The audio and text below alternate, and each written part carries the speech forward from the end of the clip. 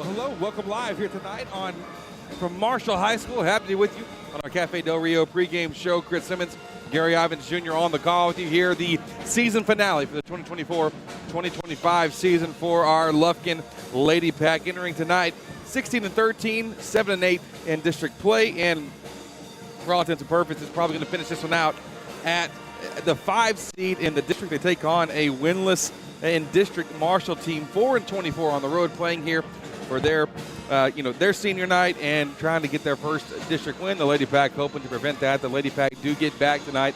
Mariah Mays in full action, Mallory Penner in full action, Trinity Maxey. The whole squad's back together. The gang's back in town.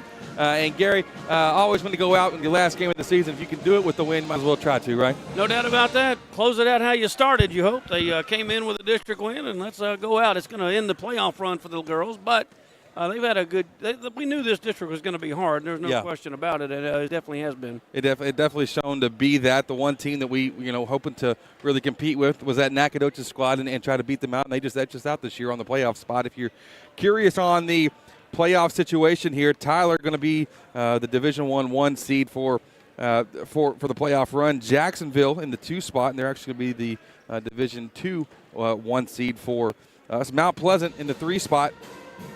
They'll be in the runner-up in Division II. We'll talk about Division I, Division II a little bit to help you kind of sort through all that mess. And the Nacogdoches will be the runner-up in Division I. And they don't get an easy slate there in the first round of playoffs at all. They get to match up with the Melissa squad that's 22-9 this season. Oh, yeah. No, it's going to be a dogfight in the big school. Now, if you went small school, you can win. So Mount Pleasant out of our district, in the boys' side anyway, going to go small school number 1. They're going to get Denniston, which will be an easy game. But everybody else is going to have their freaking hands full in round 1. It really is. You're exactly right. We'll talk about playoffs, a fun time of the year. Our last doubleheader broadcast of, I guess, the year, right? Yeah, that's of the year. Unless technically baseball, softball is not doubleheader style. It's 2 games happening at once, but won't be back-to-back like this. So the boys' game is they got, obviously, after this one, they'll be playing at Jacksonville to wrap up their district schedule. But last time, Gary, that we'll be doing back-to-back basketball on the same night. Well, that's right. And so the boys will play tonight and Friday. And with the way our off night goes, which is next Tuesday, our playoff game will actually be 2 weeks from tonight. Which is great. Feels like forever away. Honestly, it feels like a long break. And I'm sure you get to talk to Coach Mack to see how he likes or dislikes that kind of break between playing. Who knows? We can break that down here a little bit. This is our Cafe Del Rio pregame show, and we may have anthem and starting lineups happening here in a moment. There was an announcer earlier. Not sure if we're seeing that now. Teams might just come on out and get this thing started, which I don't think anybody's going to hate that either. I think we will just get this thing going. So we're about ready to get things started. This wraps up our Cafe Del Rio pregame show. I didn't make it there today, Potts. I felt like I was a traitor. Just didn't have time. I ate lunch in the office and then got up here as quick as I could after I left the doctor. I hear that. I thought I was down bad, Pods. Down? I thought I was. Been sick? Just not my voice. I mean, I couldn't talk yesterday, which I know you'd probably like that a lot, but but couldn't do it. Went there just to make sure I didn't have strep because I didn't want to get everybody else sick. And no, I'm all good. They got me taken care of. And well, I went Thursday and I got 3 shots. I was down last week. Yeah, I got a steroid shot today and feel like a new person. Feel reinvigorated with life, I guess. Teal winning the tip, the Lufkin Coca-Cola tip off there. Her shot is blocked. Back come the Lady Mavericks of Marshall. Lufkin doing a good job getting back on defense here. Higginbotham Insurance starting lineups for Lufkin: Trinity Maxey, Aaliyah Maxey, Ananda Taylor, Kyra Smallwood, and Anaya Till. Good to see Till back as well. So here's Smallwood inside, and she has the first basket of the game for the Lady Pack.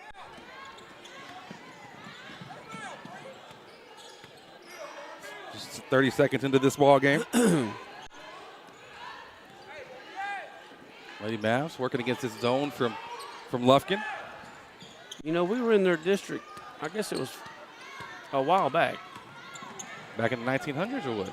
I'm just kidding. Well, what I wanted to say was the last time we were here, it was dark. I think they've redone this bad. Okay, it makes sense. Well-lit place. But it was dark. Yeah. And I believe Marshall hit a half-court shot to beat us at the buzzer. Oh, my goodness. Or either we hit a shot to beat them at the buzzer. I can't remember. That's crazy. Did you, speaking of half-court shots, did you see the highlight last night from on SVP and then on Top 10 today?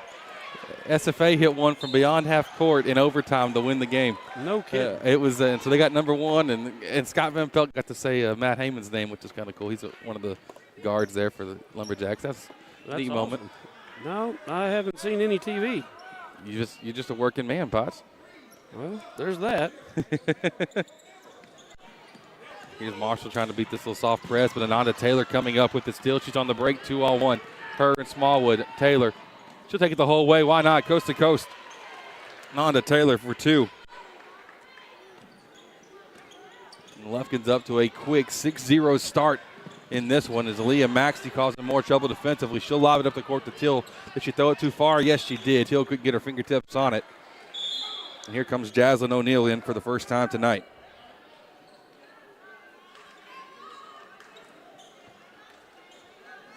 Last game here for our seniors and the Maxey sisters, Ananda Taylor, Anaya Till.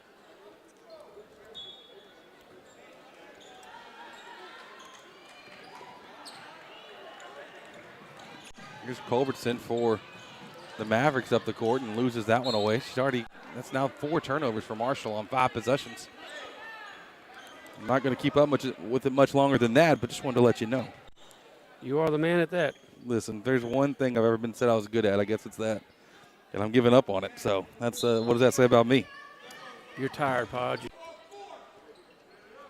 You didn't think Coach Lamb was going to take it easy on this game, did you? No, he's not giving. I mean, no, he's ready. He's got a young team. 100%.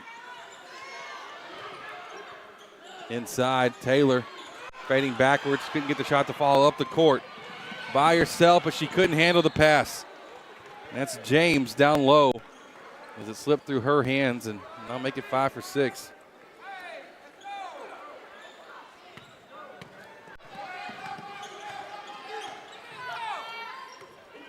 So Maxey directing traffic to the right to Smallwood. It's tipped off the hands of Ava Flanagan of the Lady Mavs. Speaking of Mavs, I knew we were going to talk about it, but I'm sorry for all the Maverick fans out there, not the Marshall ones. Maybe them too, but I just don't understand. Like, there's so many questions. I took a Benadryl that night, and I remember looking at my phone around 1 o'clock in the morning. And I was like, man, this Benadryl is doing some crazy stuff. And then I woke up and it was real, because there was a notification on there that I read. And I thought, man, I'm just dreaming this or whatever. What a weird dream.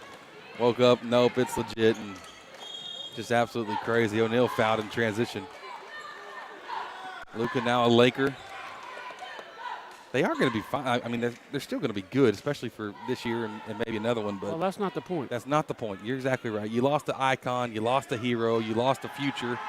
And I just don't get it. Yeah. I mean, okay, if you want to get rid of him, because, if he stays, they're going to pay him $345 million. Of course. So if you don't want to do that. At least shop him? Well, so what they did was, they really put the screws to him, because it now cost him $116 million. Yeah. Plus they sent him to California with the extra income tax. Oh, and did you also hear that a week ago he bought a $15 million mansion there in Dallas? I just the whole thing just kind of. It's crazy. It's a gut punch, a ripping out of the heart, all of it. Smallwood picking up a foul. 2 fouls for Lufkin in this game, 1 for Marshall. It just makes you think that they were told, we're not paying $345 million. That's what this comes down to, I guess.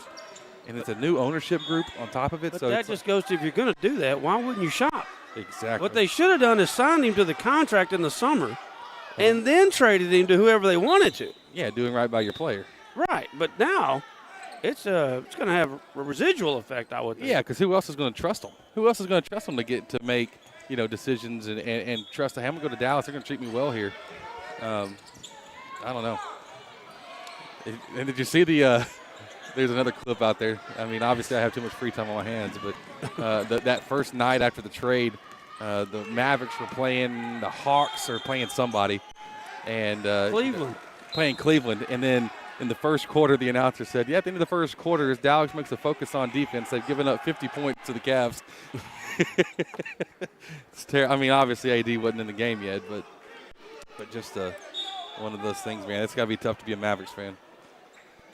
I'm a Rockets guy, so it's good this year finally, but it's been rough for a little while. Well, that's not good. Smallwood sister's over there in a cast in her ankle. What? Alicia, she's been so good for us. Yeah, I don't know. Her and Holmes aren't suited out tonight here for Lufkin. Mays, O'Neal. Looking down low, Maxey. Ball stolen away by the Lady Mavs. Lufkin still leading 7-0 here in our first quarter, brought to you by Hancock Insurance.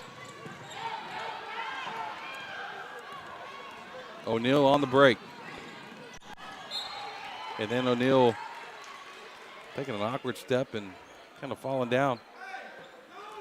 Tough to believe the girls are done tonight, and after tonight we got one game before we get for real. For real.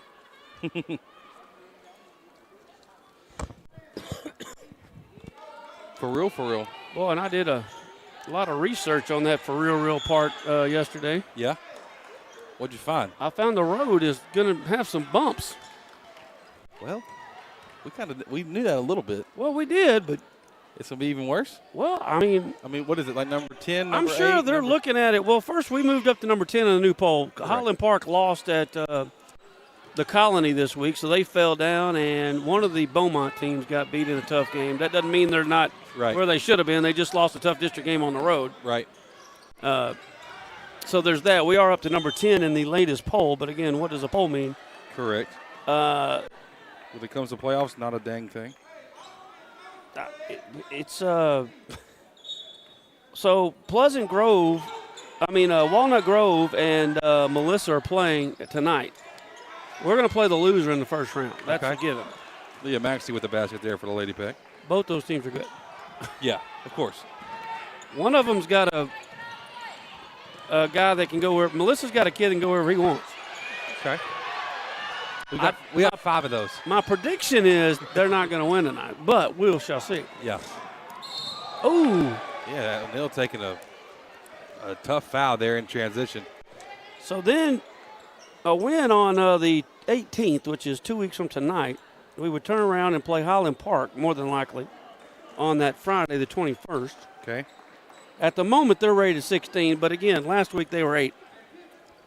Then the following Tuesday, which would be 3 weeks from tonight, you're looking at the number 17 team in all the land, West Mesquite. I don't know much about them. Okay.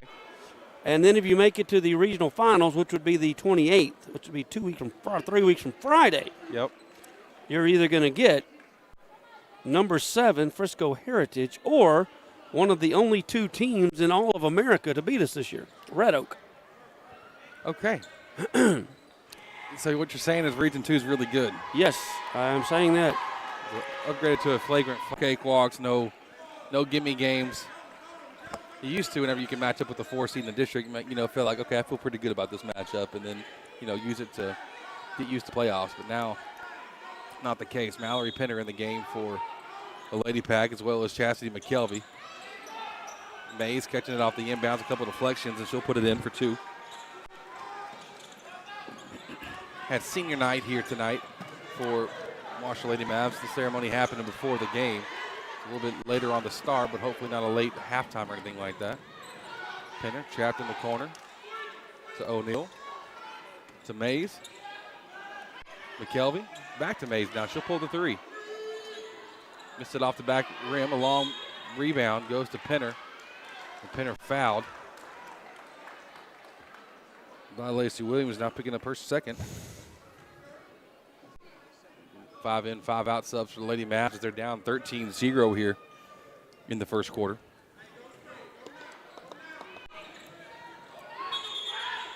McKelvey called for a travel off the inbounds.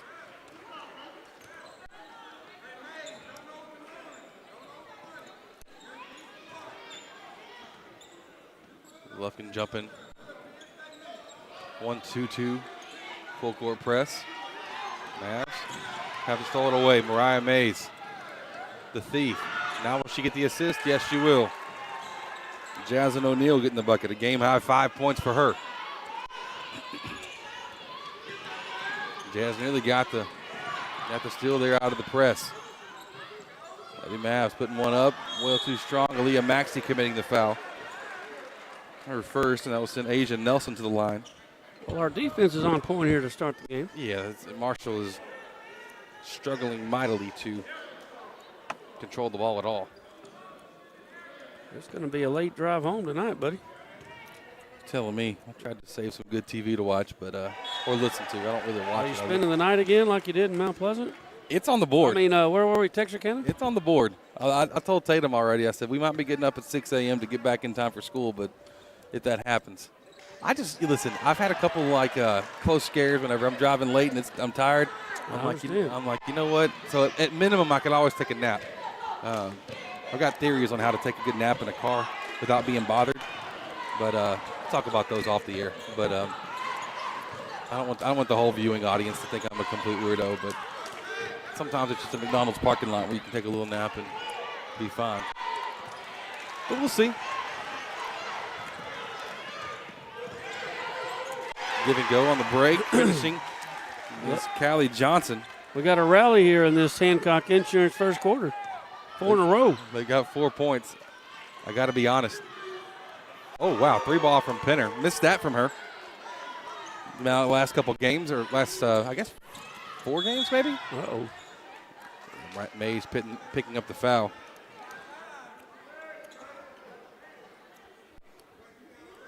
Well, Coach McManus here where it started in East Texas. Not his first coaching stop, but Where was his first? A little town around Abilene called Holly. Okay. And then I think Rogers was next, but I could be off on that. I'm sure somebody knows. And then came here, and then this was his final stop before Lufkin. And if we're able to pull down the win tonight, he will be the winningest coach in Panther history. Boy, oh boy. 507, passing the legendary Jesse Walker. That's incredible. When was Jesse Walker coaching? 2 years before he got here, I think. Oh, okay. Before Coach McManus got here, if my numbers are correct. One, maybe 2. There was a coach, Coach Carter, in between them.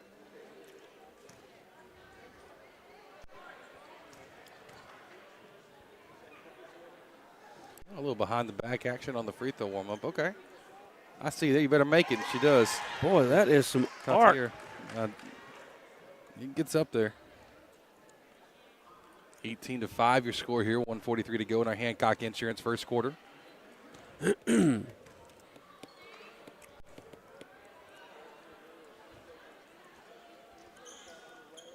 one is missed. Offensive board, though, by the Lady Mavs won't fall. And then Ananda Taylor coming up with the steal. She's on the break. Penner, right side. Stripped away, lost it. Pinball's over to Teal. Hers won't go, and then Mallory Penner fouled. Fouled by number 20.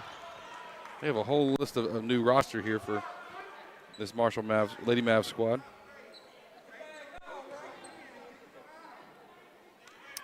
Foul is called on number 20, Hudson.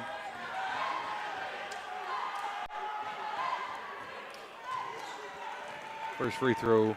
Nothing but net. Just beautiful. Thanks for having my back there. I was writing the name down. That's what makes us a good team here, Pods.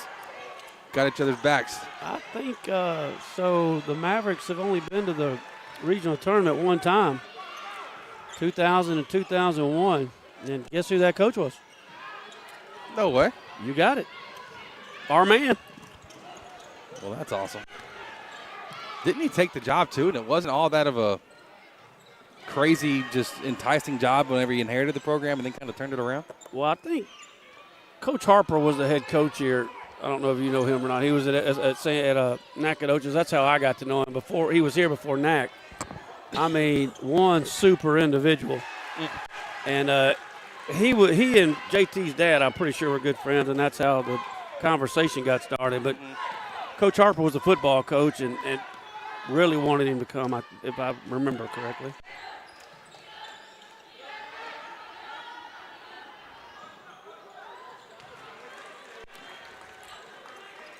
Shot's good there for the Lady Pack. That's 25-7.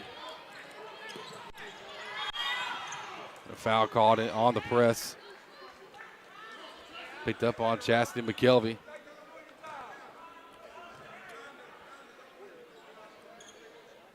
It's an 18-point game, 22 seconds to go.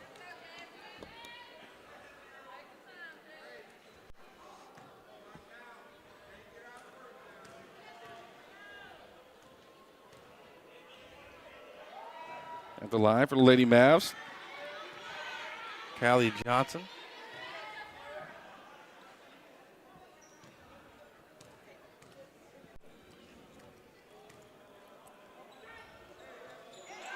She go 1 for 2 on that visit.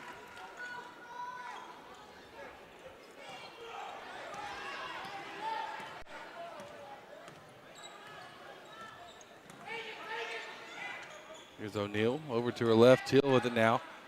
Stopping mid-range jumper, no good. 8 seconds on the clock. Left-hand layup, no good. Put back will fall. And that's how we finish off this first quarter. Hudson able to put it in. And we'll move to second quarter, 25-10. Might be the highest scoring quarter. We're on pace for a hundo. We are. We'll see if it lasts. We'll be right back here on Lufkin Game Time.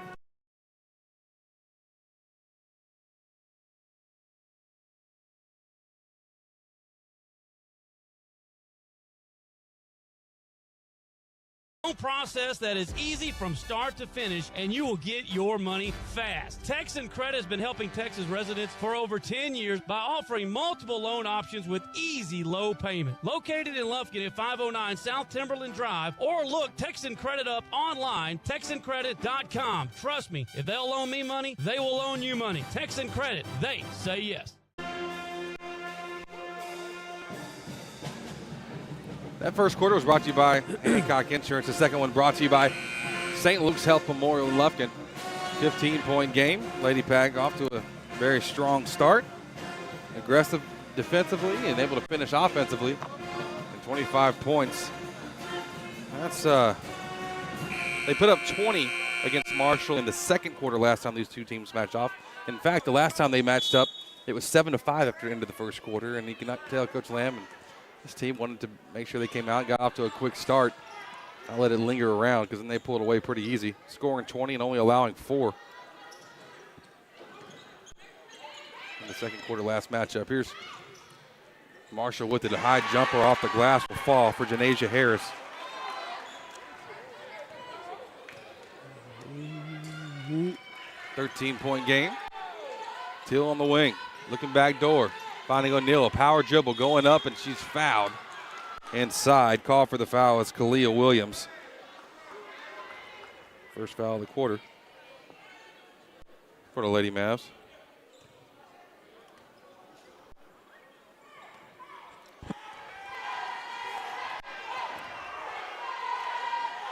So O'Neal, who has 5 points tonight, makes the first free throw.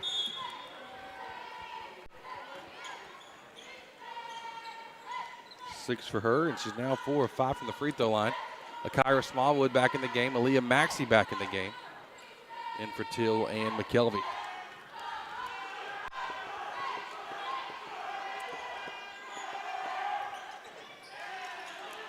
Second free throw won't go. Free throw is brought to you by Taco Casa. Did you get to hit that up on Friday night, Pots? Were we at home? Home oh, game. I for sure did. And I think I spent a record. Spent a record? Yeah, because that's kind of hard to do. Mama, daughter, son, all pitched in, and I'm telling you, it was close to $40. And for that to be there, that's great. Yeah. Well earned. Well earned, and could have charged me $60, and I still would have got it. Well worth it, right? I've hit up all of our sponsors over the weekend, just about. I was looking at them, I'm like, yep, I went Taco Casa, yep, Whataburger, yep, Golf and Cuckoos, yep.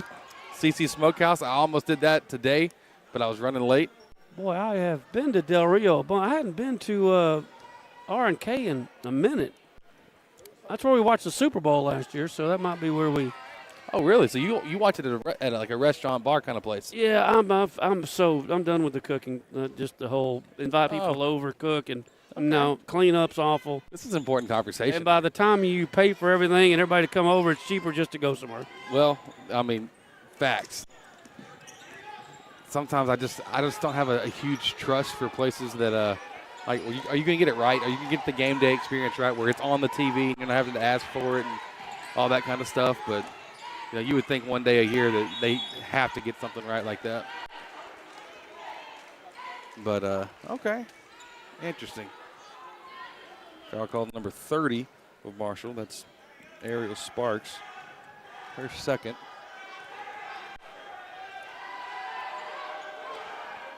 O'Neal back at the free throw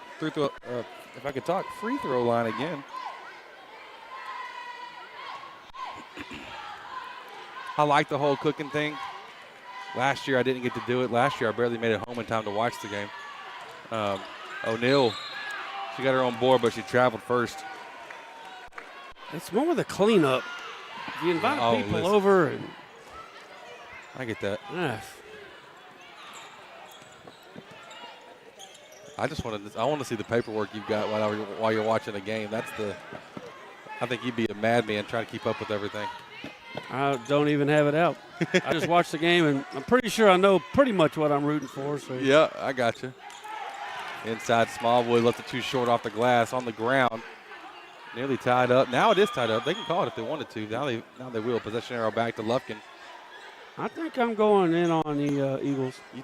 I feel like you convinced me, but that last little 3% of. Well, I forgot the coaching too. They got a definite edge of coaching and quarterback, the two most important positions. Sirianni can do something stupid at any minute. At any minute. there's a prop out there for this is a B Square design timeout here, Lufkin game time. But there's a prop out there for the Eagles to run the Philly special. I'm sorry for the Chiefs to run the Philly specials like 15-1. What is the Philly special? The one where they line up the quarterback then goes out to the slot. The one that they ran against Brady. Oh, and they snap it to the tight end or something. Throw it to the quarterback. Throw it to the quarterback. Yeah. That's because everybody's like, Andy Reid's, he could be petty enough to try to pull something like that off. And well, he's going to have something dialed up for him. You can rest assured of that. Yeah. But, man, they got ran on by Joe Mixon. They got ran on by James Cook. I'm just saying. I hear think all of that. They're going to dominate the line of scrimmage, and we're going to see about a 20. I'm saying 27-17. Oh, wow. You know what? If they're going to win, it has to be that. I think if it's one possession, I don't think they pull it off. Well, I mean, if it's low in one possession, they can. If the score gets up, then it's all Kansas City. Yeah. I think. You think? I was thinking the opposite. I was thinking that the Eagles might be more likely to win something that goes crazy on the scoring just because they've shown this year on occasion being able to get up there. Philly, golly, if I can get my words out, Chiefs, they just don't score a lot.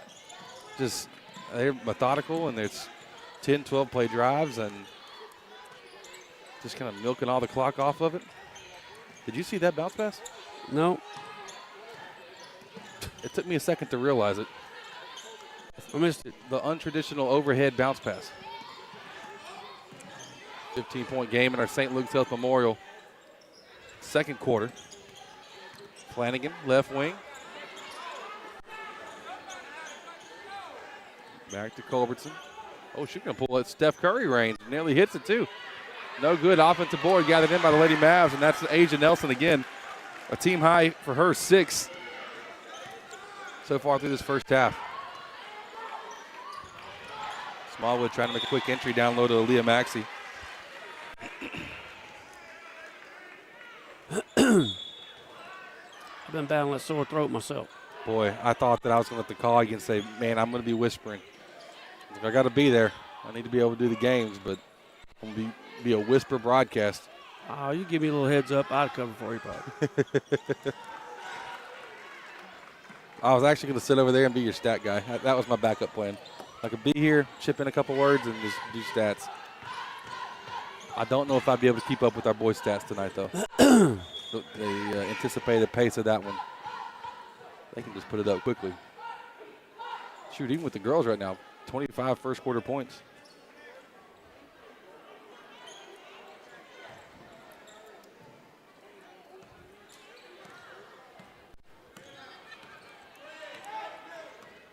So Penner to her left, now to O'Neal. Inside Maxey. Maxey then stripped away. Good defense from Flanagan. Flanagan to her right with Culberson. Stopping in the paint, putting it up. No good. And Kyra Smallwood there to gather it down. She'll be, how quick does she hit softball? Is that tomorrow or the next day? They're already practicing, so they might give her a recovery day, but it won't be long. Yeah, 100%. They've kind of set a bar when it comes to the district of. I haven't seen many schools this year that can rival what they bring to the table. Right. Smallwood with the steal. Middle of the court, floating one up, no good. Inside Maxey, blocked. She wants the foul. Foul not given.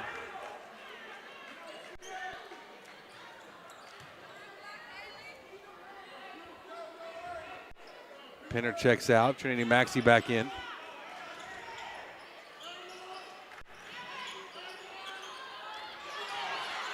Floater inside, won't go either. Eddie Pack comes up empty, leading by 17. Step through, lost it. Can it be recovered? Back to Maxey up the left sideline. Maxey on the baseline is then fouled.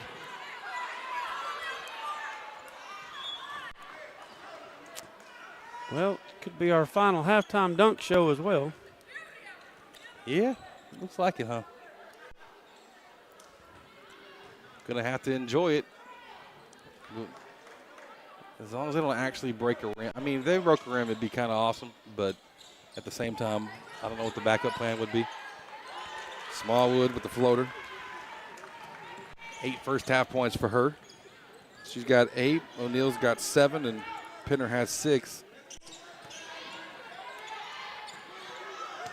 Good deflection there from Akira as Benton actually touched it off of the deflection. Goes back to Lufkin.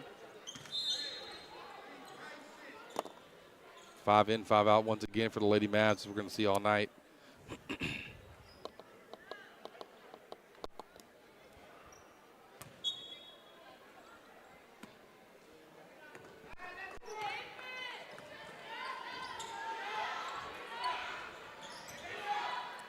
Maxey to Mays.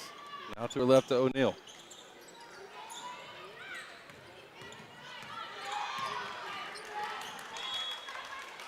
That one tipped out of bounds by Marshall as well. 3:03 to go in this first half.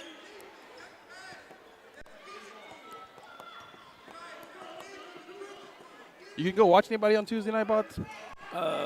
Next Tuesday? Yeah. I'm thinking about going and watching Lone Star and Highland Park. Haven't decided quite yet. I'm assuming they're playing somewhere up in Dallas area. I think right? it's in Frisco. Okay. That'd be a fun game. Especially because, now listen, you get to restate your stuff a little bit later, but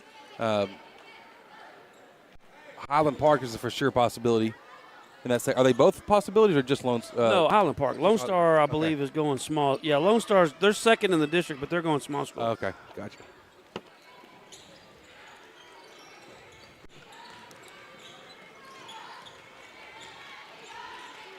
Here's O'Neal.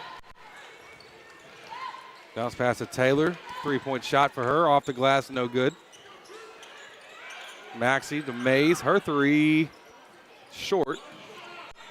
Ooh, Maxey took a decently hard fall. Now pressured in the backcourt. It's Williams. Press coming up with a steal, but Mays lost it trying to throw it over to Maxey before falling out of bounds. Got a lot of good feedback. I don't know what all you heard, but I had a lot of good feedback from your conversation there with new coach, Coach Absick. And just fans seem excited. I think the message he was wanting to portray got out there, and people seem to be all on board with what the Pack got going on. Yep. I think he's got it together. There's no question about that, and has a plan. Yep.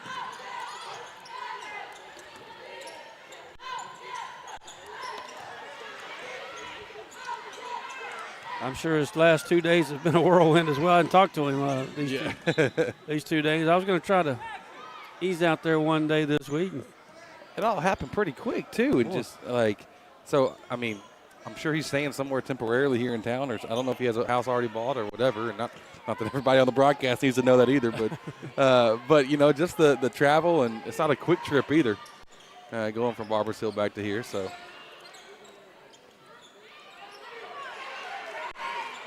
a little floater missed by Lady Pack, and here comes Marshall again. Floater in the paint, well out of control and way strong. A foul inside is Kalia Williams going up for it. O'Neal picking up her foul. Her first. And if that was a yawn, I'm in trouble. Caught me out of nowhere.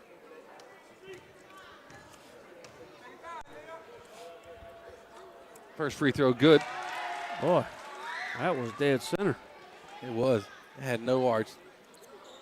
Just as flat as my friend's Alexius back in the day. Tell you what, you know something different too about this pod. On Saturdays, Tatum and Torrey both play basketball. And listen, Lufkin Boys Varsity is running that place out there at Hudson. I went to 3 different gyms and had 3 different clock operators, all of them Lufkin guys. It was AB at one, Dalen at another, and Bryson at the other one. They are all just out there running clock and doing their thing. How you get that gig? I might need to apply. Oh, listen, man, I know some people. I can get. That's one of the few things I can come through on a promise for that. Got my man, Mr. Shepard, running the league now. I did it for 4 years, and then off the last. This is my 2nd year not doing it.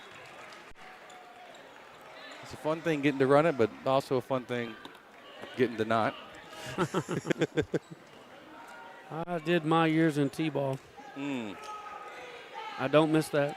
I miss coaching my son, but running it, I do not. Yeah. Gary, I just got a note from my kid. Maxie makes both free throws there.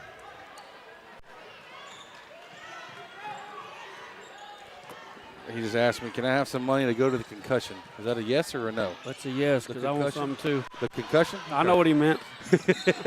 Tell him to come over here. I got him. He's right here. Oh, Tatum. where is he? Tatum.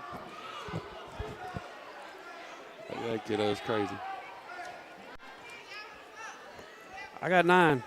Yeah, well, I should have yeah, I got 10. I had a 20. We're good. I got a 10 too. Over here making deals with the 11-year-old. I know I got a 20 somewhere. I just want a Powerade, Tatum. Well,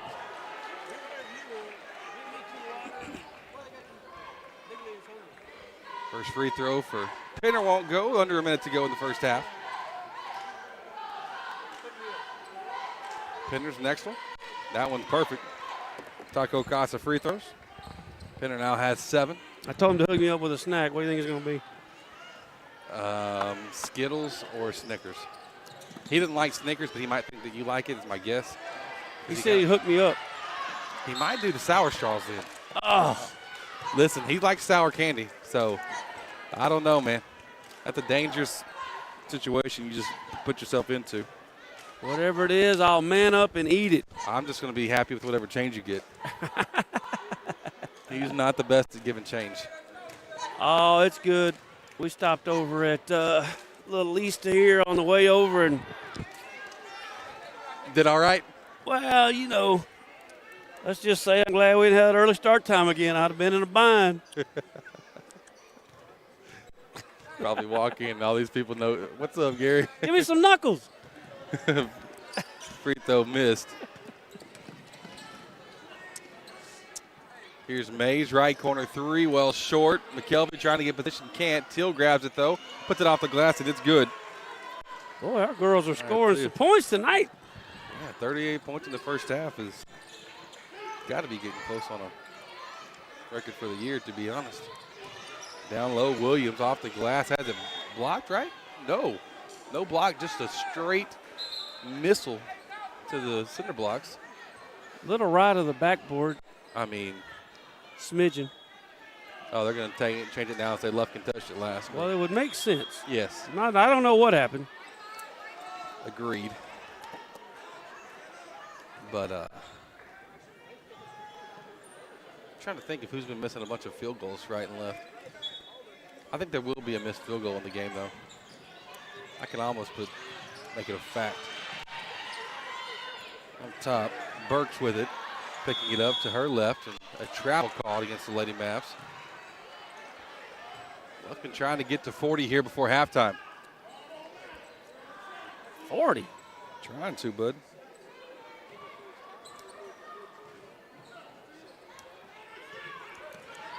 I trade for the Mavericks. They giving up 60 in the first half to Philly. Are you serious? Oh, Teal. well, 58.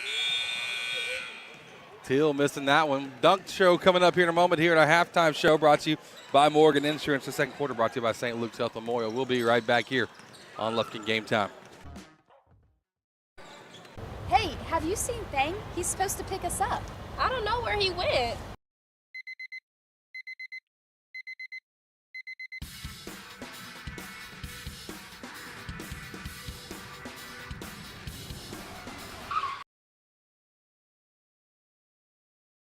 Hey guys, it's game day. Let's go.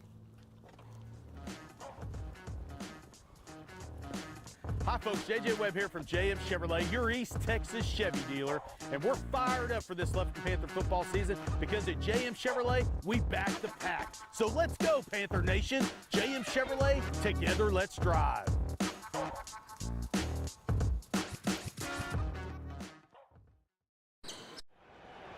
Red 18. This season, you can share a Coke with your team on it. So I'm going to tell you how with a little help from this quarterback. Sell it, 44. You can share a Coke when your team's up. Red Poncho. You can share a Coke when your team's down. Happy Jolly. You can share a Coke with a coach, a mascot, or an MVP. Chili, chili, chili. You can even share a Coke with your rival on game day. Turbo. Or you can share a Coke when you're giving out your famous guacamole recipe in a completely packed stadium. Cilantro, chopped onion, squeeze a lime, Roma tomato, hike. Share a Coke with a fan this season. Ice cold, delicious. Share a Coke is back for the fall football season.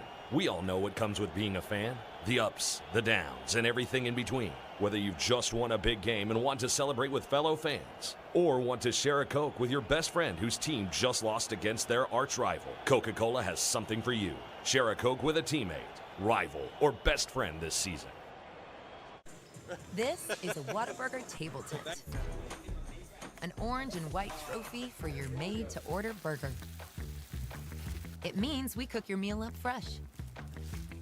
And don't get up, because we'll bring it right to you. So if you're looking to sit down and celebrate the fact that you left it all on the field, we've got your number. Whataburger, just like you like it. Need to save money on insurance? Give Joe Hancock and his team a call. Since 1965, the Hancock family has been dedicated to serving Texas with personal and commercial insurance. With 60 years of experience in Lufkin, our friendly and knowledgeable team is ready to help protect you and your family's most valuable assets. We've got the expertise to assist you. Call today for your free no-obligation quote, 936-634-4451. Joe Hancock Agency, your trusted partner in insurance, proud sponsor of Lufkin Athletics. We back the pack.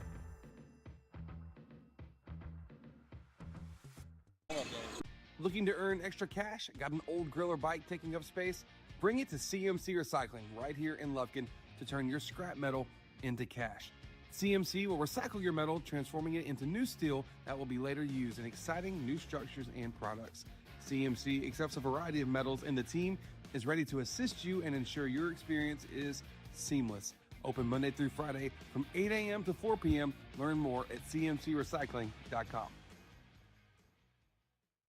This is your car. S&W Expert Collision Repair. You just might think you got a new car. When it comes to repairing your vehicle, you always have a choice. At S&W Expert Collision Repair, we set the standard for excellence with state-of-the-art equipment, leading-edge technology, and over 40 years of industry know-how. They got us a new car. They got us a new car. They got us a new No, car. this is your car. We just fixed it correctly. Thank you so much for our new car. No, this is your car. S&W Expert Collision Repair. You just might think you got a new car. Welcome back. This is our Morgan Insurance Agency halftime show. Halftime stats brought to you by Lufkin Coca-Cola Lady Pack, leading 38-15 here at the half. And leading Lufkin in scoring are Kyra Smallwood with 8, Jasmine O'Neill with 7, Mallory Penner with 7, 4 apiece for Ananda Taylor and Anaya Till, and then 2 for Mariah Mays, Trinity Maxey, and Aaliyah Maxey so far. On the other side of things for the Marshall Lady Mavs, they've got 6 points from Asia Nelson inside, 3 from Callie Johnson, 2 from Janasia Harris, 1 from Culbertson, and 1 for Kalia Williams. That wraps up their scoring, and that is our first half stats. Once again, brought to you by our good friends over at Lufkin Coca-Cola. No better way to enjoy the game, broadcast the game, watch a game, whatever. Lufkin Coca-Cola right there in your hand. Dunk show coming up in a moment for the guys. I think the layup lines are getting closer. We're inching that way, man. I'm starting to see the smoke from the volcano. It's almost that time. It's Gary's favorite time of the week. Well, I do like to see some excitement. And this might be more exciting than later. Might. We might get some dunks tonight. Oh, for sure. That's a good point. I was talking about actually game. I do believe when we played them the first time, 70. At the time, it was our highest scoring game of the season in district. But the very next game against Jacksonville, we went for 81. Do you remember the first quarter of the last game? Of the last game? 13-9. It was close. It was a 4-point game. Oh, it was close up until halftime. We scored 8 in the second quarter. Yeah, it's 21-16 at half. I got my little paper here with me. We hung 49 on them in the second half. Yes, we did, and 29 in the fourth quarter. And that is our highest scoring point total of the quarter scoring total of the district campaign anyway. All right, we see you, Marcellus and Javarius. We're really going to tell them next time to line up with Marcellus, Javarius, and Jacavion, all just 1, 2, 3 to make our scoring system a little easier. Uh-oh. What's he thinking here? Well, he can't dribble. Well, we got to get our handle on it first. Well, they like dunking from the left side for some reason more than the right side. Well, he's a lefty. Marcellus, he's a lefty. Yeah, but White's a righty, right? Yeah, he's a righty. The AB1 watch will continue. 1,772 points for the young man's career. He needs 177 points to pass Joel Davis in number 2 of all-time scoring list. See, Burst just 174 on the season. Okay. Uh-oh. Oh, man, he lost it. I asked White over there, you going to dunk on somebody tonight, and he knows you know it. There's more. Kivo, the hero. How long does that get to last? Once you make a shot like that, does it last for a couple games or what? Oh, it's enriched. Okay, all right. Man, you don't get a chance to knock down buzzer beaters every day. That's true. The moons and the stars have to align to get the opportunity. Then you got to make it. Burst making it look easy tonight. Yeah, he does. Got a little extra hop in the step. I mean, he's flying. Ooh, speaking of flying, Dunkman 1 almost got one in there. A little floater here from Kivo. Just stick to that corner 3 ball. That's all we need, baby. There's Bryson off the back iron. All right, Bryson. AB going up high. Nope. Nah. Not our best halftime dunk performance. Not yet. There's still time, but there's time for some entries, but alley-oop! BJ got it in there. Yeah. Oh. Hello. I'm telling you, Burst is got an extra he got some sneaky ups. Yeah. I'm thinking 3 extra inches on his vertical tonight. Here's White. White wants something special. Hello. Too far off. I think in a game he could punch it. Oh, Bryson, you're going to hurt yourself. Oh, windmill from AB. I didn't know he had it in the game. Went with the windmill. Oh. Burr's trying to get, man, I'm telling you right now. BJ had no intent on going for that.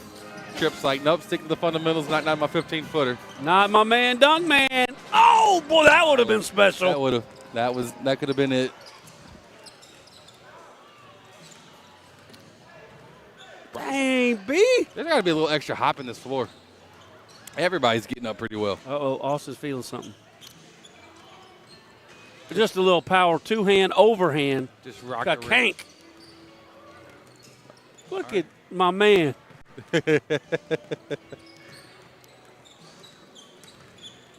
Oh, there we go, burst. Okay. Coach Mack even said, hey, you got one.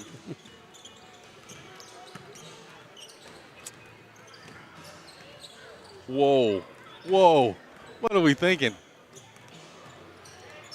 Ooh. Golly, that's filthy. White. Well, Bryson can get up now. He can. Kevo tries to lay one in there, can't do it. Austin wants to get one more. Coach said that's enough. That's enough. All right. Well, on a scale of 1 to 10, it's about a 6. It was. Everybody's shaking their wrist right now, It was just too. the last one when, where was that?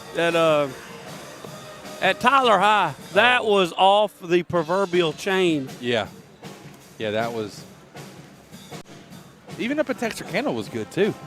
Texas High, same thing. You said, oh. I said Texas High. No, you said Tyler.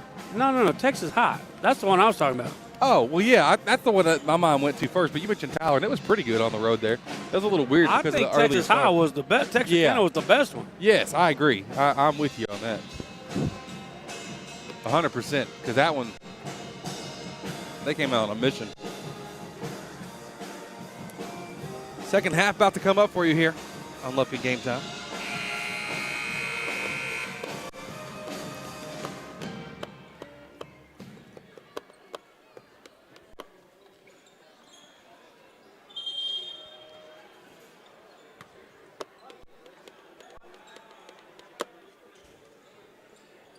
Smallwood, Maxie sisters, Ananda Taylor, and Anaya Till will start off here for Lufkin this half. Culbertson, Harris, James, Rust, and need one more. Number Johnson will start. 3-ball coming right away here for Lady Mavs. Good for Tatiera Culbertson. First 3-ball of the game for Marshall. Lufkin has 1. Smallwood, she'll counter. Now they have 2.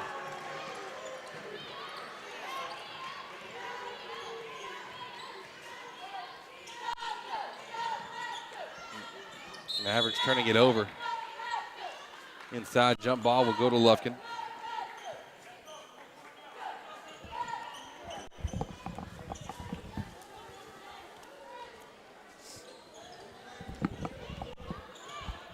Leah Maxey over on the right side here for Lufkin.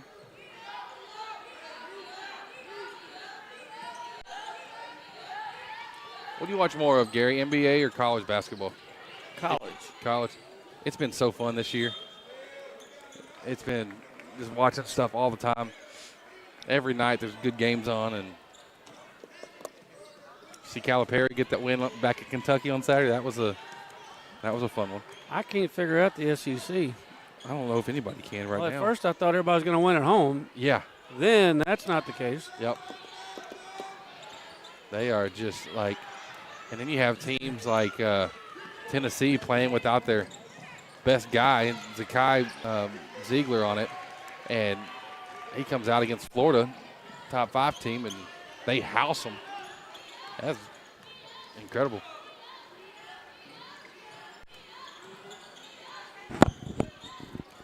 .25 game. Lady Mavs with it. 3-ball coming left corner. Close, but won't fall. Here on the drive, Nelson nearly threw it in the backcourt. But Trinity Maxey coming up with the steal here. 2-on-1 behind the bag. Reverse layup. Couldn't get the shot to go, but she'll get 2 free throws out of it all. Good ball handling here from the point guard, Trinity Maxey. How many of these girls play softball, Pods? Penner, Smallwood, and I think that's it. Okay. It's been a year since I've been out there, you know. That's true. I do expect you to think of it like you were doing it yesterday sometimes. I know that Penner, I think, was the center fielder or outfielder for sure, I think. And I know Smallwood was the catcher. Trinity going 1 for 2 on that visit, now with 3 points.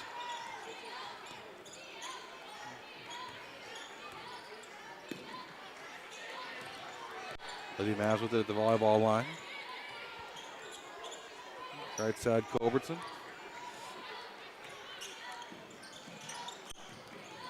Lufkin 4 points away from taking this lead to 30. Could get two of them here. Maxey fouled full court. A reach called. It's Tatiera Culbertson.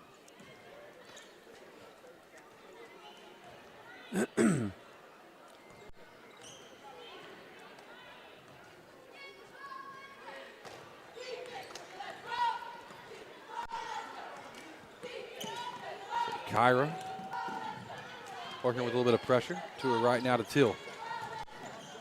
Till going up, has it blocked. Marshall recovering. Lufkin comes up empty there. Layup good in transition for Tatiera Culbertson.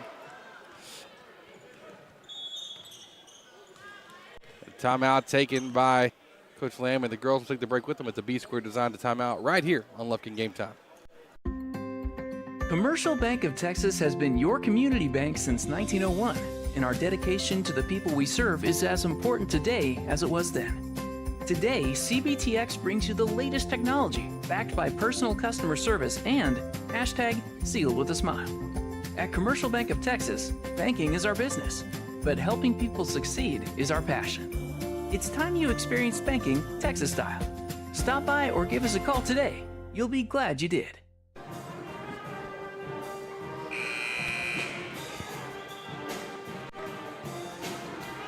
Welcome back here. 24-point game. Chris Simmons, Gary Ivins Jr. on the call with you here on Lufkin Game Time. Boys coming up right after this one. It's third quarter, though, right now. The third quarter brought to you. Layered Homes, Floors, and more.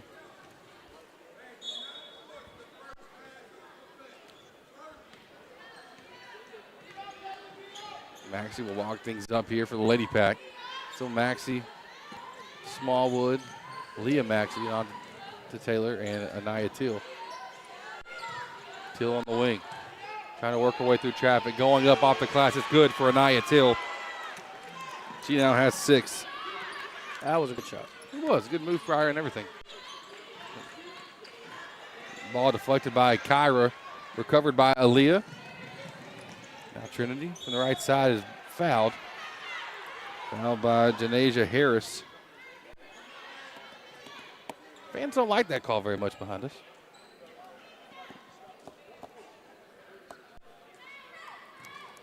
Watching your Rockets. Okay. We playing right now, or is it about to start? No, they're about to be at 3 minutes from halftime. Oh, shoot. Okay. How are we doing? They're up 1. I have a little concern, though, tonight because I don't know. Matter of fact, I don't know if I know any NBA players personally, but I know me. And had I stayed in New York last night and played, and then I get to stay there again tonight and play the Nets, I'm just saying I might have went out last night. I'd be worried about it too, and it's probably warranted. But they blew the lead they had against the Knicks last night. Right? And if they'd have won that game, I definitely would have faded 100%, tonight. 100%. That's yeah. Ooh. Oh, Nanda Taylor taking a hard fall. But you know what just makes me so irritated with professional sports right now that is they make it so hard for you to get to watch your team. Like, if you like the Astros, it's incredibly difficult to get to watch the Astros unless you just completely make the switch over like to Fubo. Like, that's one of your main ways. And then, like, for the Rockets. What is Fubo? It's a streaming service. Yeah, it's about $65-$70 a month. And it's full on cable, but it's just sports stuff mostly as the Kyra steps out of bounds here. But and they get the rights to the Astros stuff, which is great. They get the Space Cities. That means you get the Rockets and stuff too. But man, you just Flanagan.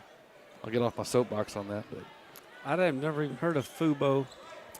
Well, sounds like something to do with soccer. It does, and they do carry a lot of soccer games. They carry a lot of sports. They do. Yeah, a lot of. It's a lot of sports there on there. But you just sacrifice a lot of the channels that that your wife would want. Like it would that's the stuff she wouldn't get to watch. And Not my wife. She doesn't watch TV. Okay. Okay. She's probably reading a book right now. Probably and that's just it. Just reading books. Okay. Well, we got a library. Okay. But I've not read any of those books. But have you read any of them? No, I don't think. Oh, yeah, I read one of the Malcolm Gladwell books. Which one? Blink, maybe, I Blink think. test? Or, yeah, But it's been a while. That's a good one.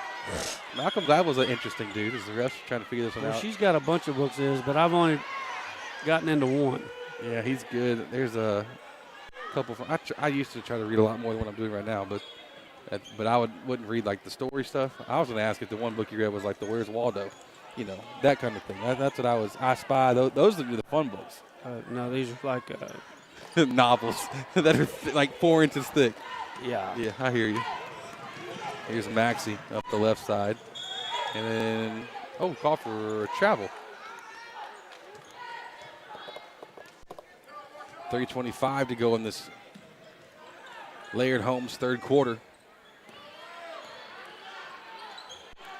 I just wanted to go there and start picking out decorations for the home. I'm glad to support a sponsor, man, but that's dangerous for the personal checking account here.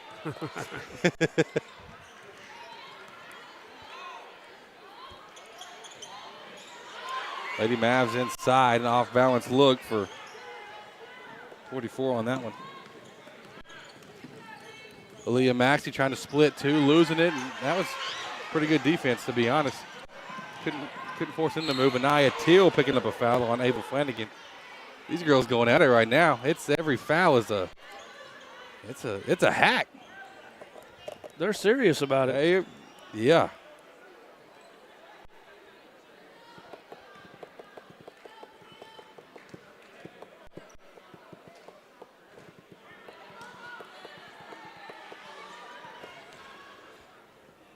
The line is Flanagan who misses the first. I'm going to try to keep a better book next game, Pods, but I'm not making any promises. You can't be awesome at everything, brother. Got to pick your spots. That's fair. But you know what, the band in the room, what I want to do tonight? What's that? I want to go talk to them a little bit, so I'm going to hop on them drums. Bust a beat for you. Really? You've never heard me get to do that before. No. Grew up my whole life doing it. I was in band in 7th grade, and I was a drummer. Where you at? See, look at this, man. I don't even know if I want to admit how we're Well, so similar. in Crockett, you had the option. You could either be in the band or play football. So, wait a second. So you didn't pick football? Yeah, I said 7th grade. I didn't know. In 6th grade, they had band, so I was in 6th grade. Okay. So then they put you in there in 7th grade if you took it in 6th grade. This was in Crockett anyway. Yep. And then when you get over there, it's like, okay, well, you can do both this year because I think band was like first period. I don't remember. But yeah. After 7th grade, you had to pick. Okay. Big G, my dad picked it for me. Okay. I got you. Yeah, I started drumming in 5th grade, so I still drum at church some every now and then. And got the snare drum and everything. Listen, you look like a bass drum type of guy. Let's elaborate on that.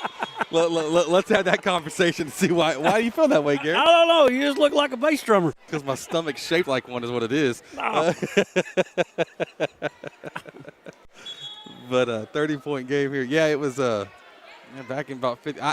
I'm just not good at the whole percussion marching bands. I was in the other kind of the 5-person bands, kind of not rock and roll, but that kind of stuff. And me and my friends grew up playing forever. Gotcha. But every time I hear them in the gym, I'm like, oh, let's go have some fun. 3-pointer miss there, short, and Smallwood gets the board for Lufkin. So Kyra working to her left now with Penner. She'll pull the 3. Misses the 3 off the glass and short of the rim and out of bounds. Last touch by Lufkin. Right now, the game's leading scorer, Kyra Smallwood with 11. Kyra is a junior, I believe? Yes.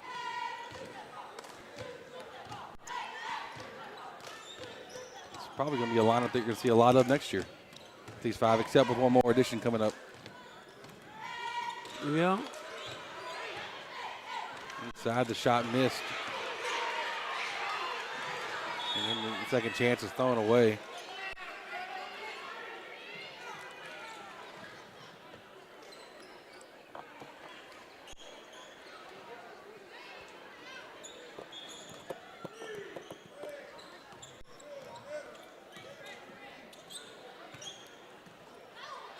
Mays trying to make an entry pass to Smallwood. Not the most thought through process, though, as it's stolen away. Inside shot blocked for Williams. Ball loose, recovered by Marshall.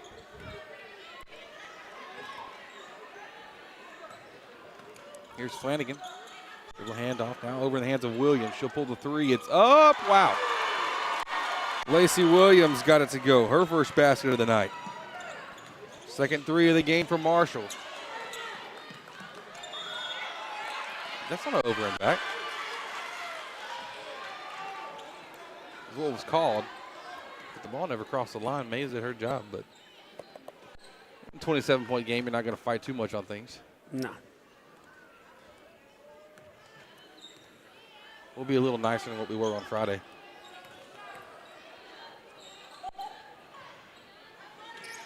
We weren't mean on Friday, were we? No. Back to back. Lacey Williams knocking another one down. Suddenly an offensive explosion here for the Lady Mavericks. They've scored 11 this quarter, the most of the game so far.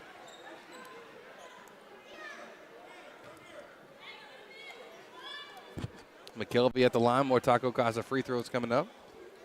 I wish Taco Casa was in more places, but I could go there tonight. Yeah. That's my Friday thing. I get it.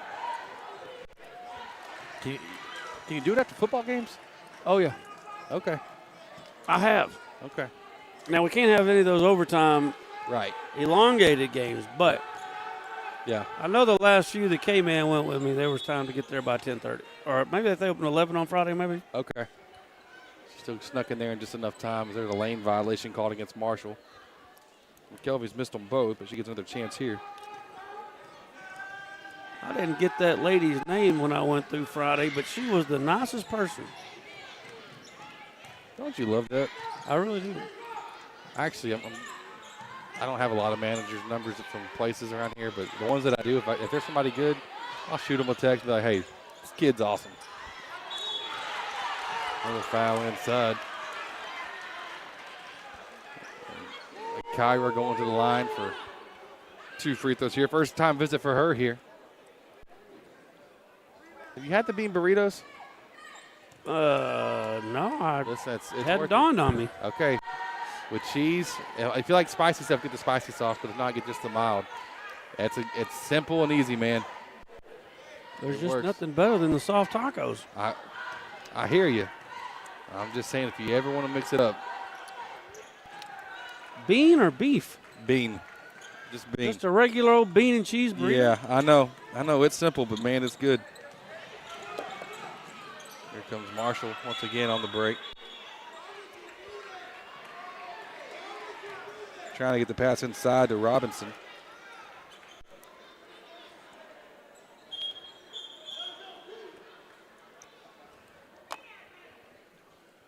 Let's see, got a conversation happening here.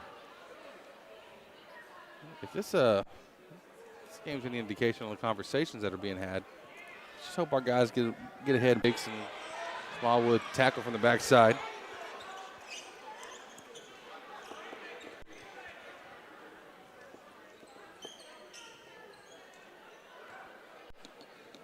Four fouls called now against Lacey Williams. 18 seconds to go in this layered home third quarter. Smallwood's first Taco Casa free throw. No good. I'm going to start a movement, Gary. I'm going to get high school teams shooting free throws good again. Well, I remember doing girls' games forever, and they never missed. The whole team, wherever I was. Yeah. It was just one of the things that you didn't miss free throws. You just couldn't do it. A bad percentage was 70. Now that's like top. Even at the college ranks, like it's crazy looking at stats on that kind of stuff, and it just not the same. Third quarter coming to a close, 51-26. Lady Pack up by 25. This third quarter is brought to you by Layered Homes. We'll be right back here on Lufkin Game Time. Hey, Hey, Panther fans, Big Nasty here. Need a short-term loan to cover some unexpected bills or maybe a little extra cash? Give Texan Credit a call today. Loan process that is easy from start to finish, and you will get your money fast. Texan Credit has been helping Texas residents for over 10 years by offering multiple loan options with easy low payment. Located in Lufkin at 509 South Timberland Drive, or look Texan Credit up online, TexanCredit.com. Trust me, if they'll loan me money, they will loan you money. Texan Credit, they say yes.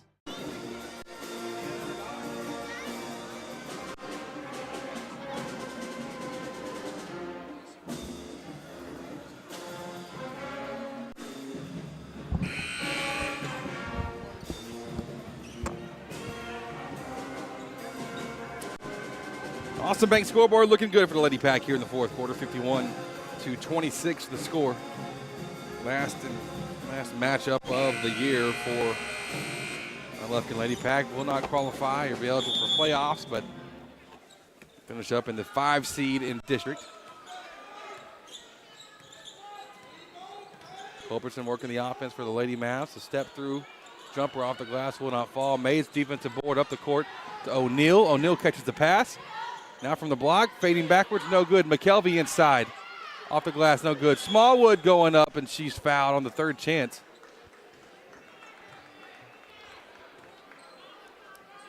So Kyra Smallwood goes back for one more.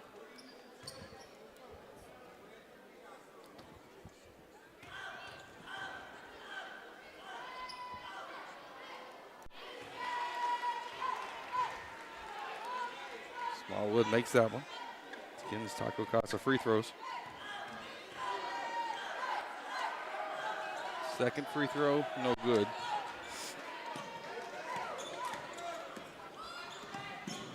.26 game. Pivots inside. Culbertson trying to find Smallwood, and Smallwood's been fouled.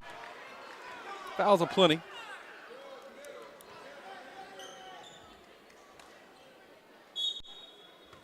No foul called against number 20, Hudson.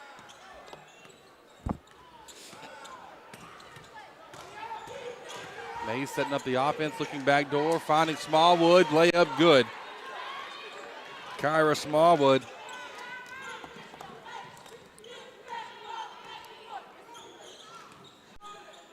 Free throw line jumper, wow, foul called on Mariah Mays.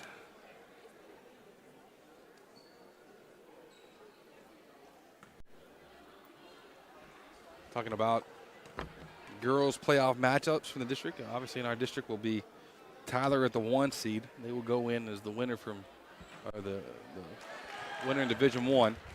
Jacksonville 2 seed. They'll go into the winner of Division 2. This is sub happens here. Culbertson makes the first free throw.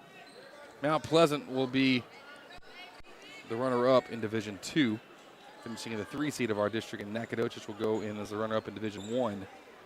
As the 4 seed from ours. So when you're looking at playoff brackets on UIL's side and stuff, you just know there's Division 1, 2, and what that amounts to. If you're, I'm sure you're aware. I'm sure you've been listening throughout the year, but in case you're not, I'm glad to have you with us still. But the breakdown is like this, to where top 4 teams in the district qualify for playoffs, and then after that point, what happens is those top 4 teams, it's sorted by record, but also by enrollment number, and the largest 2 schools go into Division 1 for playoffs. The smaller 2 schools go into Division 2. And so if, like in this situation, Tyler and Nacogdoches from the girls' side had the highest enrollments out of these 4 teams. So Tyler has a higher district ranking than NAC. So they're the 1 seed, or the winner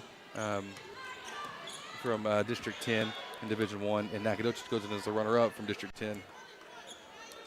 And Nacogdoches is going to have their hands full. Oh, my gosh, yeah. So the matchups look like this. Nacogdoches is going to match up with Melissa.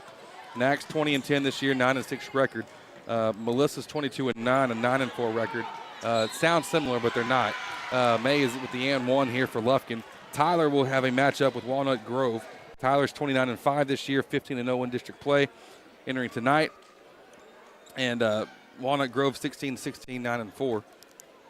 As May's going to the line for one more Taco Casa free throws. Jacksonville looking like they're going to be matched up with Anna. Jacksonville 27-7, 13-3. and a 23-9 team, 9-4. And then Mount Pleasant, they're the one who has the toughest matchup here. Is I think, I'm just looking at it broadly, Mount Pleasant takes on Lovejoy. Lucas Lovejoy, 24-8, 12-1 in district play. How does Nacogdoches go in big school? You sure that's right? Because NAC's enrollment number, the thing I found Jacksonville, NAC, and who's the fourth one? So Tyler, Jacksonville, Mount Pleasant, and NAC. Tyler's number was 2101. NAC is 1818. Mount Pleasant's 1562. And Jacksonville's 1391. That's how I knew have Tyler it. was number 1. Right. Now, if something crazy were to happen, obviously, but there's nothing crazy that can happen. It's all set now here on the girls' side. The boys is the one that can actually have a little bit of fun when you're looking at stuff, because if somehow, it's not a long stretch with 2 games to go, if Texas High and Tyler High switch, when that can shake up who's the second school going into the large school stuff from our district, because right now. No, it's still either Texas High. Are you or talking Tyler. about girls? Boys. I switch over to boys. Sorry. Oh, the boys doesn't matter. Like Mount Pleasant, they're going to be the number 1 in small school regardless. Yes, for sure. Yep. Backdoor look, a good find. Maxey able to finish. John Tyler, or Texas High is the one that's hoping John Tyler can beat out Hallsville. Then they can go small school but they would open with Lovejoy. So, I mean, that's no trip to Hollywood either. So. Yeah, I don't, like I said, I think everybody, with the exception of Mount Pleasant, is going to have a dogfight in round 1. They all 3 could win. Yeah. But it's going to be tough because all those other 3 teams, Lovejoy, Melissa, and Walnut Grove, all are really good basketball teams. That's the playoffs, man. And so you imagine we'll be playing up around the Tyler area most likely for. Well, we've the last few years we've played at TJC. I would think all these teams are probably trying to find somewhere around there, right? I mean, actually, no, that's not true. That's not true. Mount Pleasant would do something way different. Oh, Jacksonville's already split. I think they played in. They played the same night we did last year. What did they play at?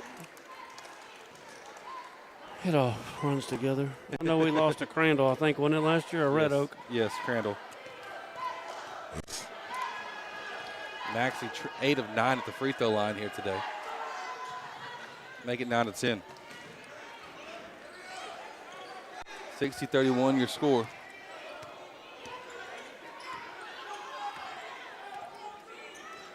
This girl's been hitting threes, and Tatier Culbertson's hit 2 tonight. Looking for another. Let's see. Guarded tightly by Maxey, and then Maxey picks up the foul.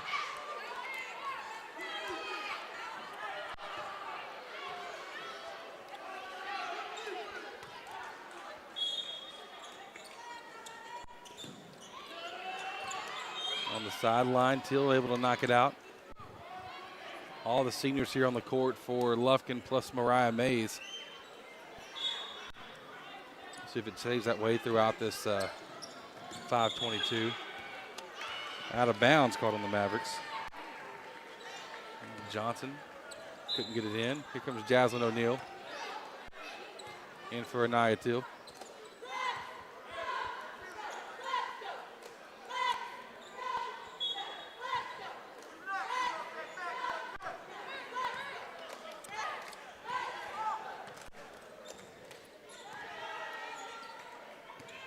O'Neal on the left. Top to Mays, now open is Maxey. Back to Mays. Bounce pass inside. Good find. Excellent find inside. And on to Taylor getting her first basket of the second half. She now has 6. Here's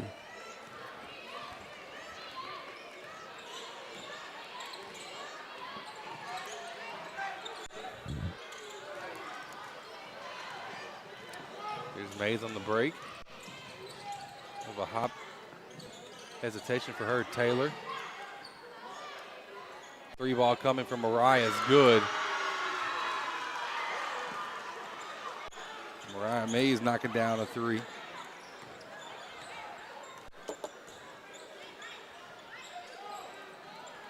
Three ball way off the glass, way strong. And then tipped it out of bounds by Aaliyah Maxey going over Asia Nelson for that board.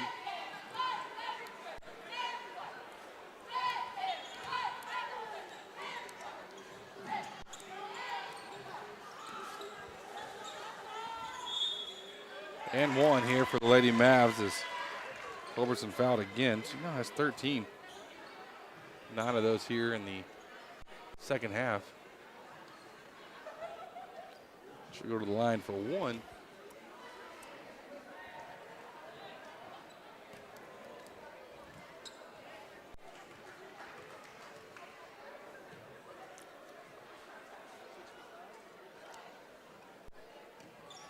Free throw is missed. Put back, no good. 65-33 here, 32-point game. And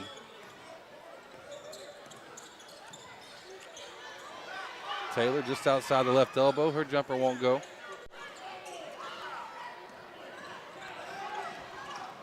Here comes Culberson, then fouled. Potter, we got to see that clock stop. We need to see the clock to stop stopping. We're not going to get started till about 8:15 on the boys, so that's going to be a 9:45-ish finish. I have a feeling I'm going to start feeling bad around the second quarter and just have to go. Out of here by 10, home by midnight, you know.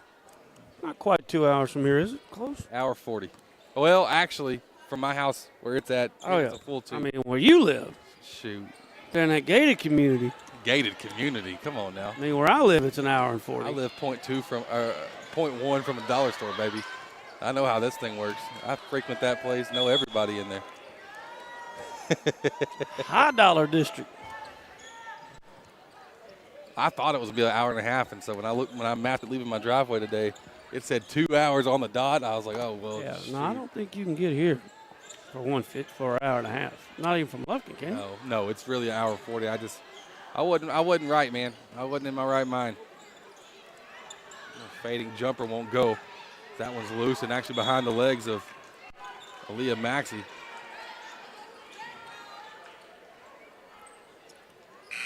Kind of wish you could set up a running clock situation. Yeah. At least it's not senior night for their boys. We had the rarity of double senior night Friday night with boys and girls. Brutal. Boy, that boys halftime segment seemed like that took an hour. They had to keep pausing the clock. They finally gave it, they just stopped it at 6 and let it sit there for 10 minutes. Double dribble called.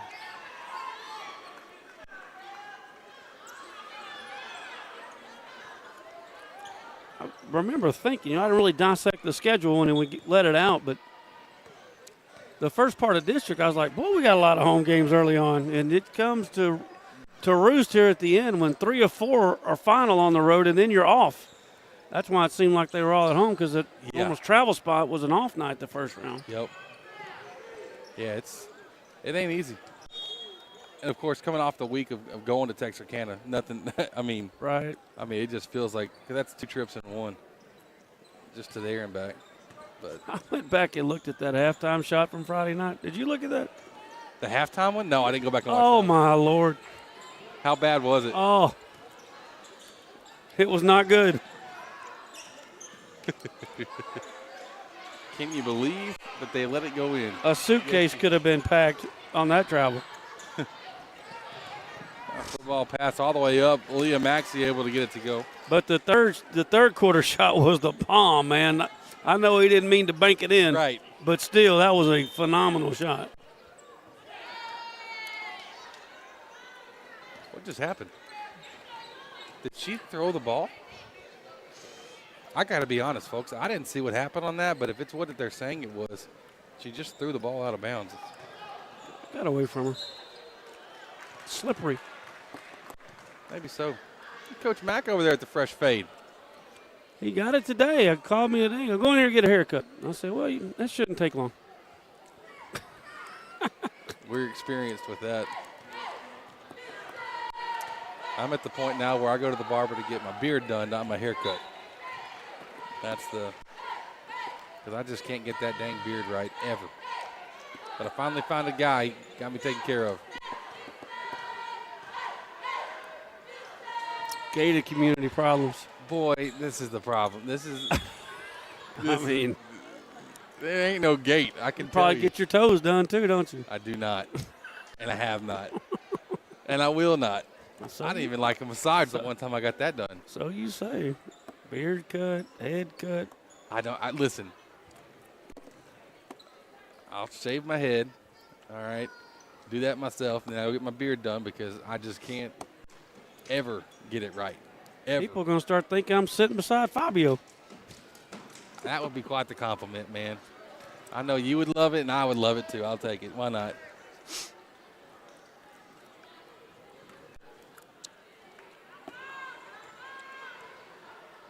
I'm just happy you hadn't picked at me yet for bringing my shirts to the cleaner so often now. So, man, if I'm there when you bring it by, it's on the house. What I got to do, walk it in that back gate? Well, you got to be there on the right time, though, because right. I'm tough to lock down. Here, I'll give you a little advertising. I got a little spot on my jacket that I can't get out on my left shoulder. Do you do that? Can you get that out of there? I got a spot spray for that, but sometimes, are you talking about like a sports coat? Yeah. What is it? Well, what kind of food is it?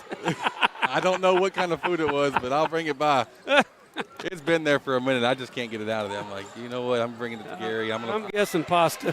It could be. It could be something. I don't really know, but I'm going to.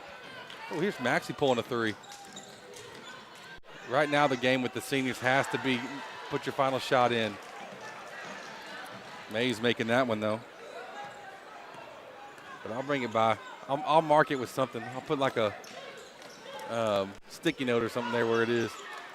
I'll be there more than likely.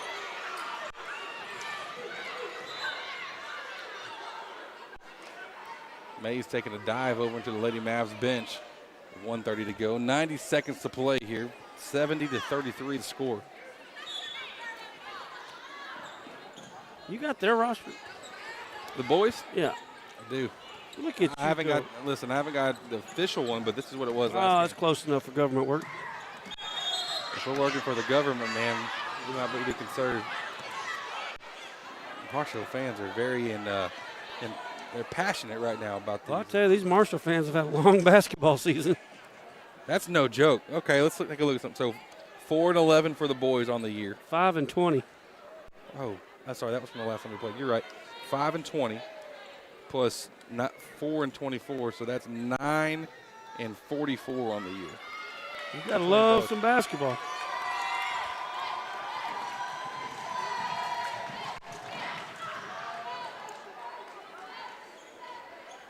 Leah missing the first. She wants to make her last shot of her career. Got to make this one. Oh, but she missed it short. And she gets her own board. Oh, and she throws that one away, trying to find Till in the short corner.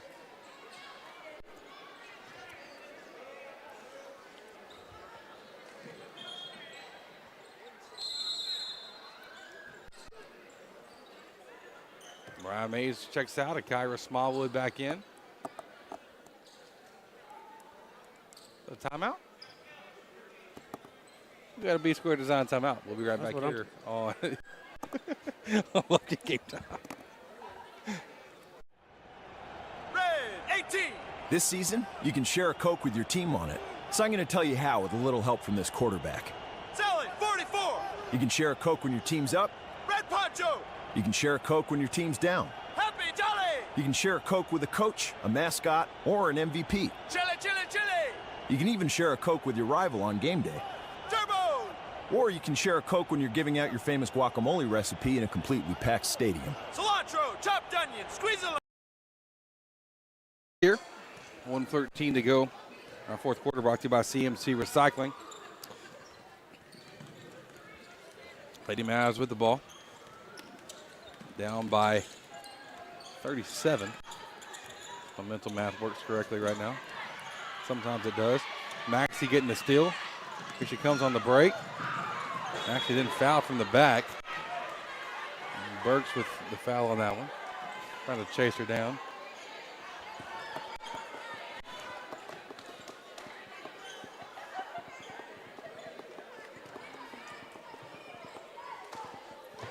Mama just tuned in and said, boy, she's glad these girls, she wanted to watch them play for one more minute, so she's glad she caught the end of the girls' game. She probably thought she was tuning in the halftime of the boys. She probably just woke up from her nap. And listen, you just said she don't take naps. She's a. I didn't say that. Oh, that's fair. You said she just spends all her time reading. I said she doesn't watch TV. That's fair. That's impressive. Yep.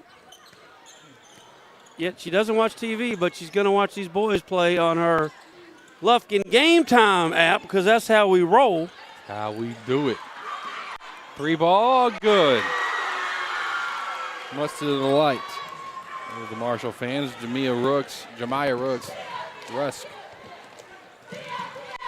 My talker is now officially not working. Trinity Maxey pulling the 3, no good.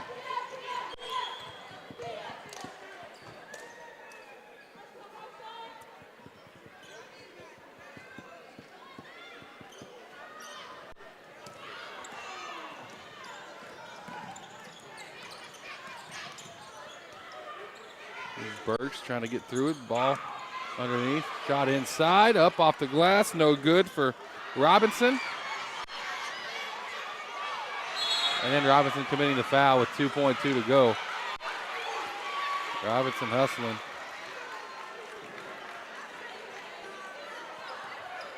And so Leah Maxey. One more chance here at the line.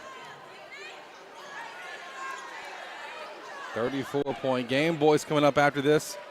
Who behind Austin do you think second on the team in scoring? In district. In district? Maxey makes that one. Tackle across the free throws. It's close.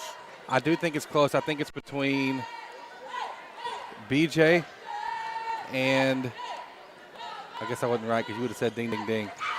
Well, you were picking, so I was going to let you finish. There. I was going to say between BJ and maybe Marcellus because district goes back a long ways. That would be my 2 that I'm guessing. You're such a basketball guy. I mean, you're a genius. Did I get it right? Yeah. Austin's averaging 19 and a half. BJ's averaging 8.5, and Marcellus is averaging 8.1.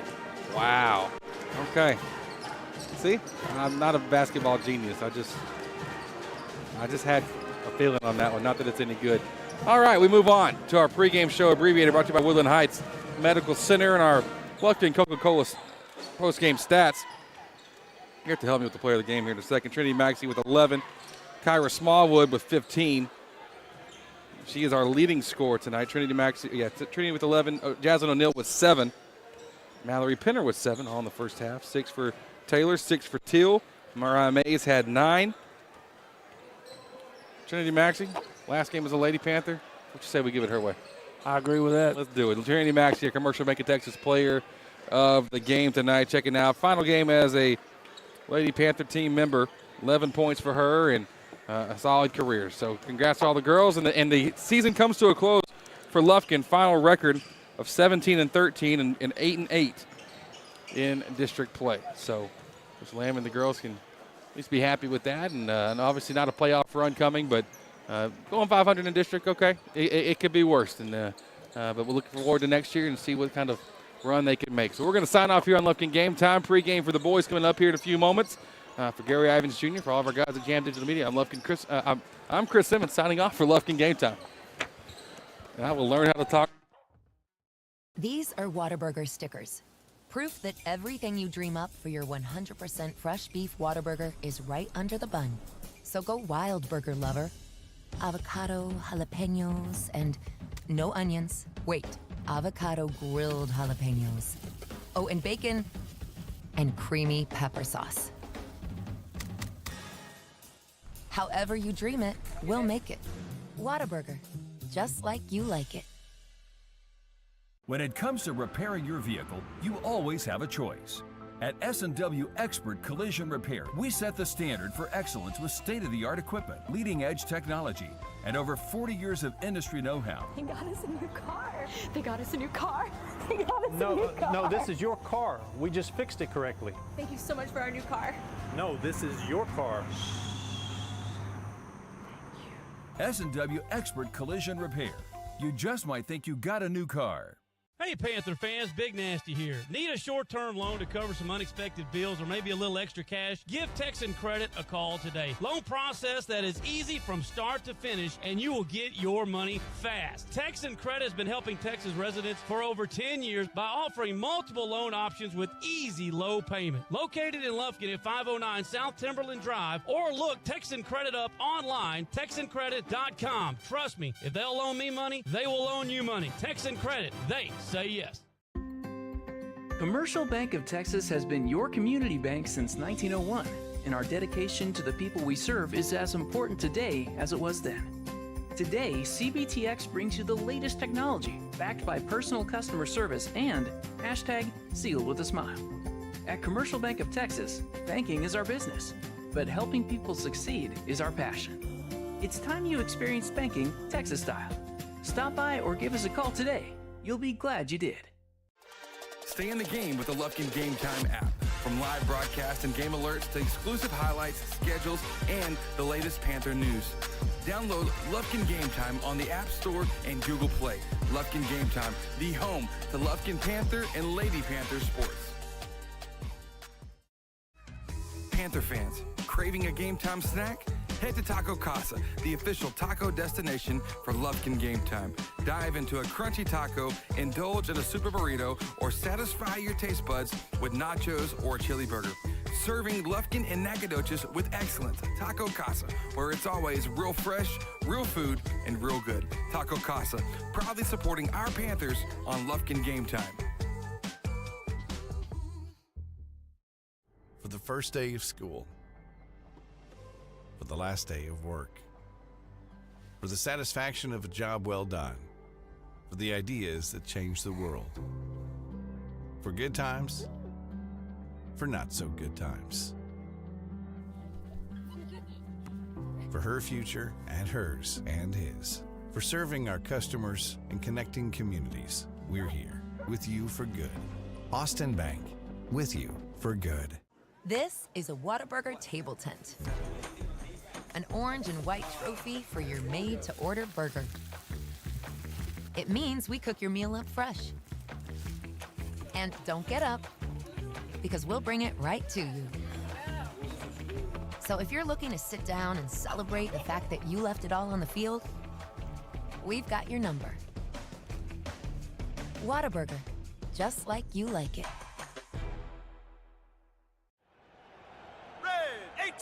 This season, you can share a Coke with your team on it. So I'm going to tell you how with a little help from this quarterback. Sally, 44. You can share a Coke when your team's up. Red Poncho. You can share a Coke when your team's down. Happy Jolly. You can share a Coke with a coach, a mascot, or an MVP. Chili, chili, chili. You can even share a Coke with your rival on game day. Turbo. Or you can share a Coke when you're giving out your famous guacamole recipe in a completely packed stadium. Cilantro, chopped onion, squeeze a lime, Roma tomato, hike. Share a Coke with a fan this season. Ice cold, delicious. Share a Coke is back for the fall football season. We all know what comes with being a fan. The ups, the downs, and everything in between. Whether you've just won a big game and want to celebrate with fellow fans, or want to share a Coke with your best friend whose team just lost against their arch rival, Coca-Cola has something for you. Share a Coke with a teammate, rival, or best friend this season. Well, hello everyone and welcome in. It is our pregame show, Cafe Del Rio style, live from Marshall, Texas, where our Lufkin Panthers are getting set to play the final two games of the regular season here in 2025. And really, they mean absolutely nothing, Chris, in the big scheme of things with that win Friday night at home over Mount Pleasant. We have clinched the District 10 5A championship. We are going to the postseason as the 1 seed. These two wins, or these two games today and Friday in Jacksonville, is to keep old momentum going and try to get win number 32 and 33 on the season. Yeah, what I can imagine Coach McManus is talking to the guys about is that he's simply wanting to, I would say in this one, you don't want to establish any bad habits. You don't want anything bad to develop. You want to keep playing strong. You want to play, play your game, play consistent, and play within the system and see what happens. So as long as you're not picking up bad habits here, don't take it for granted. Don't take it sloppy. Don't get careless, because that's when injuries can happen.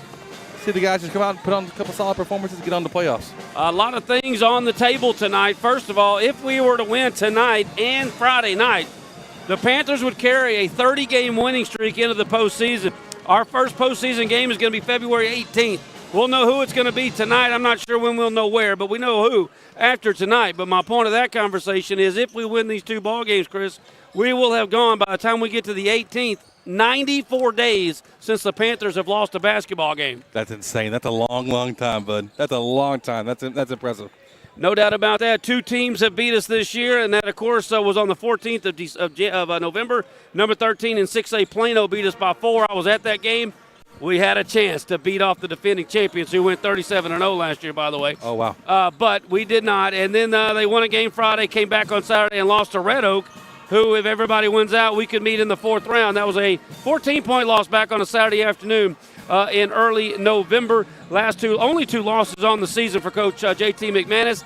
Speaking of Coach J.T. McManus, who sits with 677 wins on his career, he also has 506 as a head coach of the Lufkin Panthers. With a win tonight, he would pass the legendary Jesse Walker for the most wins in Lufkin Panther history. You couldn't tell it sitting over there. He would probably be mad at me for even bringing it up, but I don't care. That is such a great accomplishment. I think it's worth delivering. 100% it is. He's a just class of a coach, and really has got a great thing going at this program, and it's awesome to see him, potentially get to meet that milestone here tonight.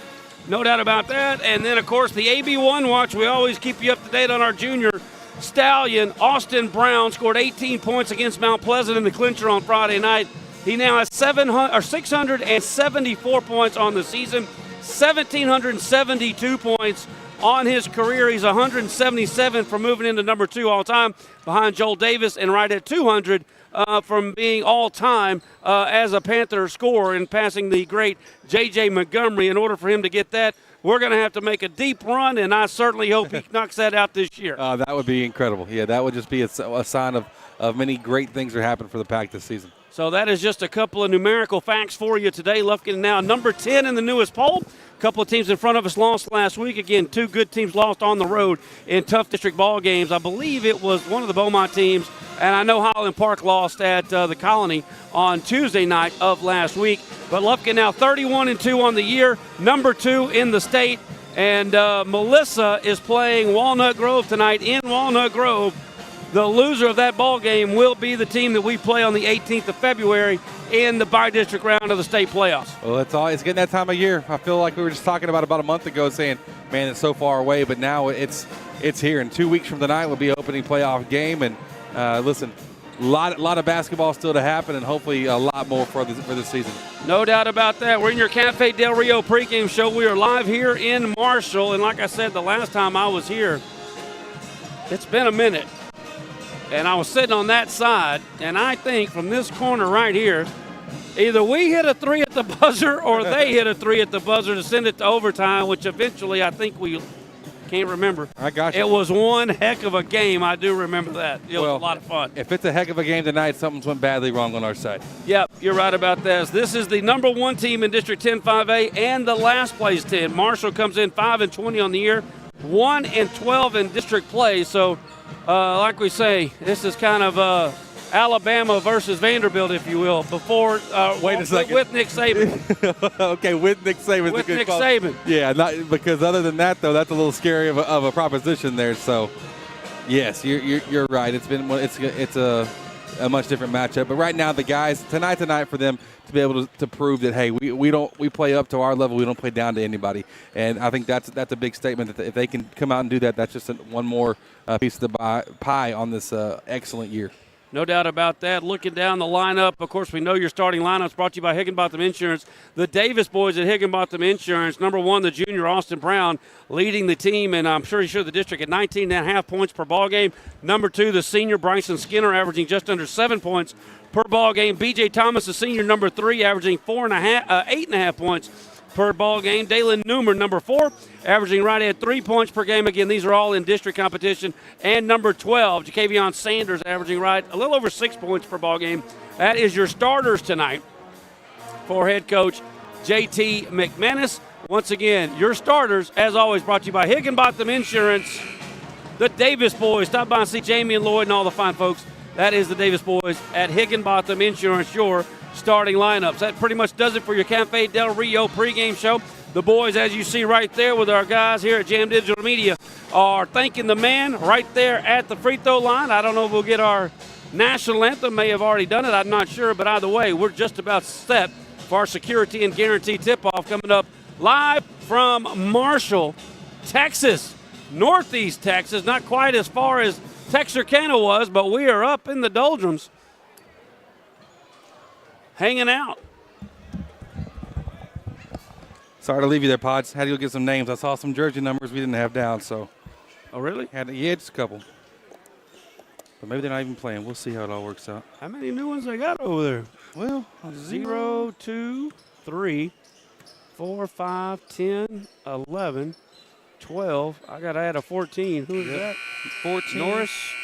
Yes, Gianni Norris. I got 21, 22, and I got to add a 23. And that is Culberson. Culberson. Big difference. Very big. The L and the U were inverted. Did you see my my golf shot last name here? No. Who? Be another number 12, Ernest Crookshank. Oh, yeah, I remember him. All right, we are just about set. Your security and guarantee tip-off from center court is controlled by the Panthers. Sanders gets it over to BJ, who will hand it off to Newman, and here we go live in our first quarter action, brought to you by Hancock Insurance. Jalen and Mr. Hancock, for all your insurance needs, get that homeowners and that car together. Hancock Insurance first quarter, and B.J. Thomas promptly throws it to the wrong team. Well, that was a bounce pass that went through the legs of the defender from up high. I thought it went right into the belly. Yeah, well, of the defender. Maybe it did do that. Maybe the second guy there on it too. So they'll have it after the turnover, and that'll be Knox here starting lineup. They don't even announce the starters here, do they? They do not. No anthem, no starters. So Knox is in the starting lineup for these Mavericks. You also got Cooks, number 10. That looks to be number 12, Crookshank. Number 3, Sims. There's a 3-ball in the corner pocket. No good. Rebound by Austin Brown. He wants to run down the left sideline. He'll pull it back out, hand it off to Newman. Newman inside pass to BJ with the left hand, and Lufkin's up 2-0. I don't think they'll give up the lead here. Who is Mr. Turner? Their other starter Yeah, is number Turner. 2, Jaden Turner. So we got all 5 starters for you. Lufkin leading it 2-0 here. Cooks has it, passes back out front to Knox. Knox over to the aforementioned Turner, dribbling to his left side. Got Newman all over him. Lufkin in that patented man-to-man defense here under head coach JT McManus. Handoff goes to Knox, back out front. A little ball movement here from these Marshall Mavericks. If you remember, this was a nail-biter at halftime. Lufkin only scored 21 points in the first half at home against these guys, but opened up for our biggest second half, 49 points in the second half back in Lufkin. That game was played on the 3rd of January as the bucket is put up and good by who? There's a 3-ball. Is that BJ? B.J. Thomas with the Whataburger 3-ball. It's good. I'm going to give that to Turner. Who cares? B.J. Thomas now with all 5 points here. The Whataburger 3-bomb by the senior. Turner has it again. Swings it over left side. Sims, 5-2 lead first quarter, 2 minutes in. Talking about that 2 points from them? I'm sorry, Pods. I'm not even talking to you anymore. Listen, it was Cooks. Cooks had 2 for him. Oh, now you're going to switch it. I'm sorry. My son was talking to me. Oh, okay. My little trooper over here. I was having to make some telepathy going on.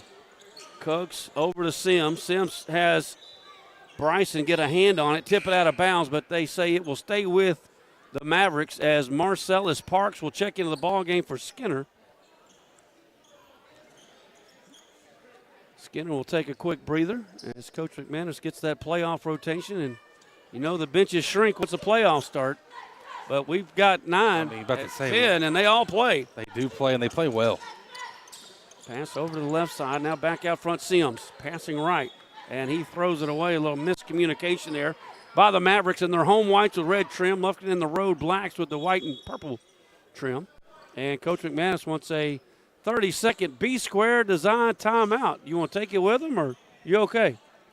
I'll do whatever you want. You're the leader here. I just follow. I just do what I'm told, Pods. B-square design timeout. We'll take it with them. 30-second break. Lufkin up 5-2 here. Hancock in.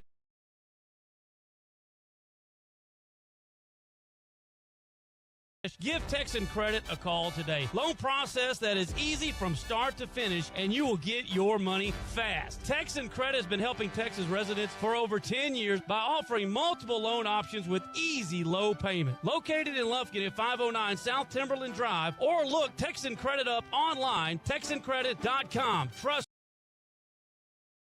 And welcome back as we are underway, and AB throws that one into the cheerleaders over there. And Lufkin with a couple of turnovers here to go along with the 5 points B.J. Thomas has scored in the first quarter. Yeah, Coach McManus wants Austin to try to get downhill. Instead of making that difficult pass, get downhill a bit closer and make that pass a lot shorter. Cooks, the left-hander, going left. Austin cuts him off, and he retreats, throws it out to Turner. Turner, penetrate, nowhere to go. Back out Sims, into the baseline.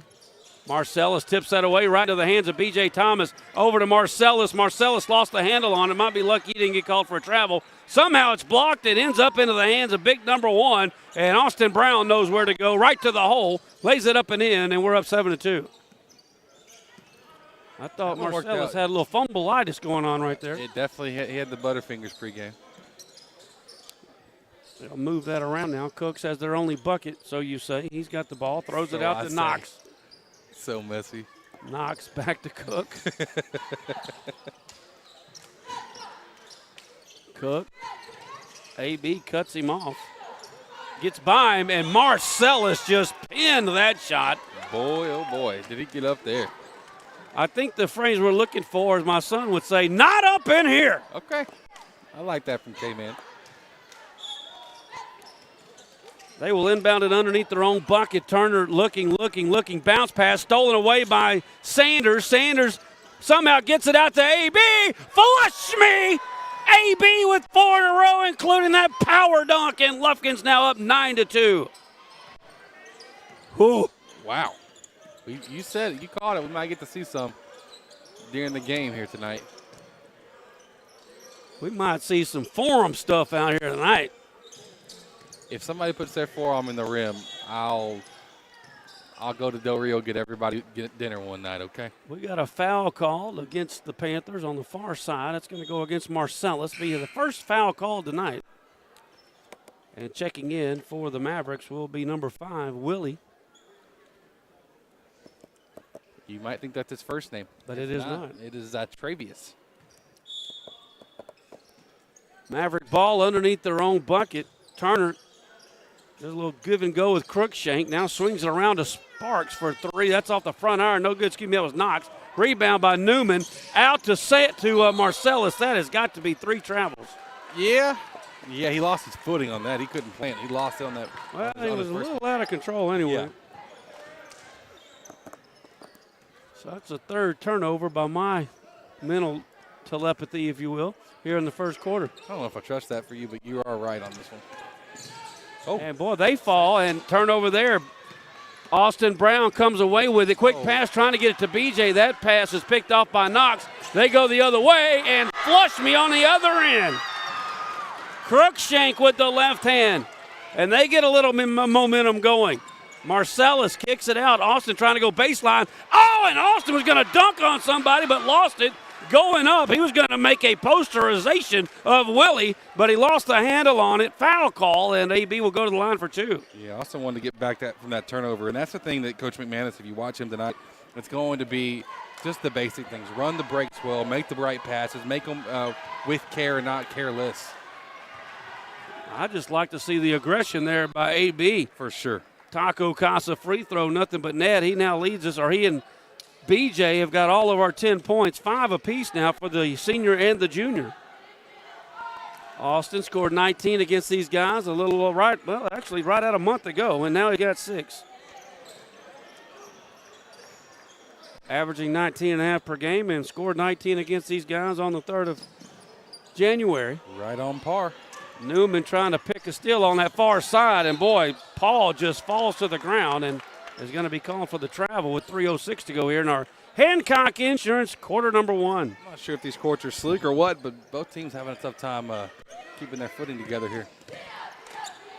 Marcellus walks it up, looking for somebody, and throws it away. Like that. I think that's turnover number 4. 5. 5. It is 5. Sorry. I think it's 4. It's 5, Pods. I literally have a category for this. I do this for you. You say I'm good at one thing in life. You dropped literally on me. Oh, what? Literally. Oh, okay. Well, I can't say literally. I got it. If I can't say literally, can you stop saying sus? Mama says literally all the time. There's another turnover by the Mavericks all the way down to Austin, and he was going to dunk that one but decided against it, lays it up and in, and AB's got 8. here in the first quarter. From the paint.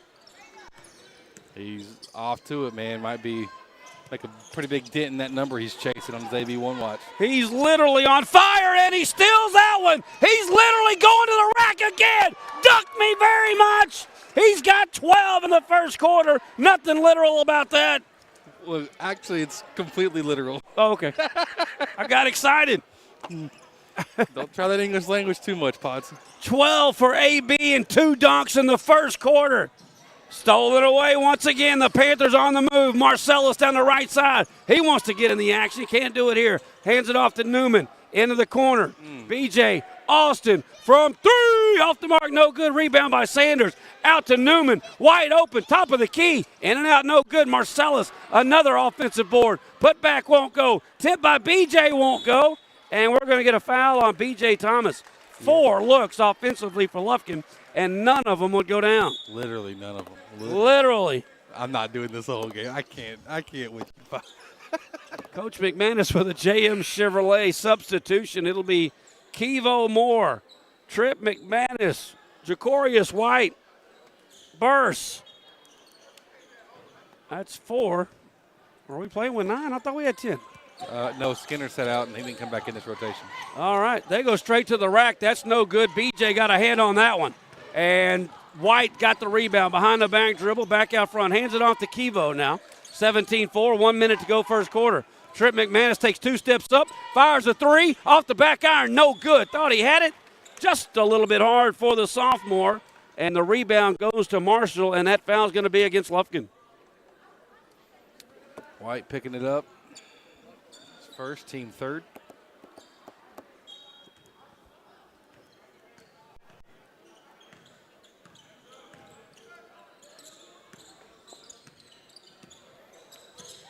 Marshall with the ball. That is our man Turner in the paint. Great dish there. Gives it up to Cooks, who's got 4 of their 6. Kevo Moore now on the left wing. Dribbling to the right, in the paint, kicks it out. BJ wide open for 3, air ball. Ooh. Somehow White got the rebound, kicks it out to Kevo. Kevo high arcing off the glass. What a shot by the sophomore, Kevo Moore. That was beautiful. That went crazy high. Well, we don't defend on the other end, and Cooks has got 6. That's not going to make our man happy. Throwing it in underneath, tipped away, trying to get it underneath to White for a little showtime, but I think 4 points is about the average that this unit usually gives up whenever they come into the game, and they've got that in the first 3 possessions. And on layups to boot, and they're going to say that should be out on them. They tipped that ball, or White would have caught it. Correct. By the way, they got a ball here, 3 seconds. They're in the paint again, and they lose it out of bounds, and not going to be enough time for Lufkin to do anything. With a 0.5 seconds left, Lufkin's going to take a 11-point lead into the second quarter. That'll do it for the Hancock Insurance first quarter. Lufkin jumps out quick, but the final 4 points were scored by Marshall. We lead at 19-8 as we head to the second quarter here on Lufkin Game Time. This is a Whataburger table tent. An orange and white trophy for your made-to-order burger. It means we cook your meal up fresh. And don't get up, because we'll bring it right to you. So if you're looking to sit down and celebrate the fact that you left it all on the field, we've got your number. Whataburger, just like you like it. Need to save money on insurance? Give Joe Hancock and his team a call. Since 1965, the Hancock family has been dedicated to serving Texas with personal and commercial insurance. With 60 years of experience in Lufkin, our friendly and knowledgeable team is ready to help protect you and your family's most valuable assets. We've got the expertise to assist you. Call today for your free no-obligation quote, 936-634-4451. Joe Hancock Agency, your trusted partner in insurance, proud sponsor of Lufkin Athletics. We back the pack.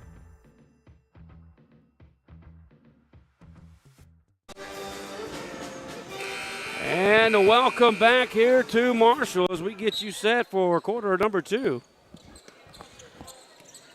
And Lufkin leading it 19-8. 11-point lead here for the Panthers. Stat Coach McMahon's going to worry about is the 6 turnovers in the first quarter. Yeah, that's the one he wants to get taken care of. I agree with that. Now on the left side, there's Crookshank. Hands it off to Turner. Turner picks up his dribble and will set it back out to Knox and reset the offense. Second quarter action brought to you by St. Luke's Health Memorial. Dribbling now, passing into the corner. Knox back to his right. Not able to get towards the rim any. They do dump it off inside to Cooks. Cooks in the paint, throws it back out. There's an NBA flat-footed three by Sims and nothing but net. A Whataburger three ball, flat-footed from about 4 feet behind the three-point line. And the lead is 8. They scored 7 in a row, and that's going to be a reach-in foul called on Turner. That is the, I do believe, first foul called tonight against, second foul called against the Mavericks. Knox got one earlier in the first and then that one, but it's been fairly clean defensively. McManus with the ball looking inside, gets it over to White on the left wing. Kevo stretches through, and then we turn it over again, but somehow Tripp got it back. Kicks it over to Kevo for three. That's off the iron, no good. McManus can't get the rebound. Yeah, he can. Can he get it back? Put up. Goes up high. Get in there. Won't stay down. Burst with the rebound, and it's on the hardwood. McManus, everybody's tangled up. That's got to be a jump ball. Great hustle there by the Panthers to tie that up, but boy, oh boy, we just couldn't get it to go down. Oh, wow. He called a foul on us. Well, I could have swore they were going to call a jump ball, but that is not the call. Austin Brown of JM Chevrolet checks back into the ball game. Yeah, they got tripped for that one. So they are on a 7-0 run here, and that's going to be a foul on Austin.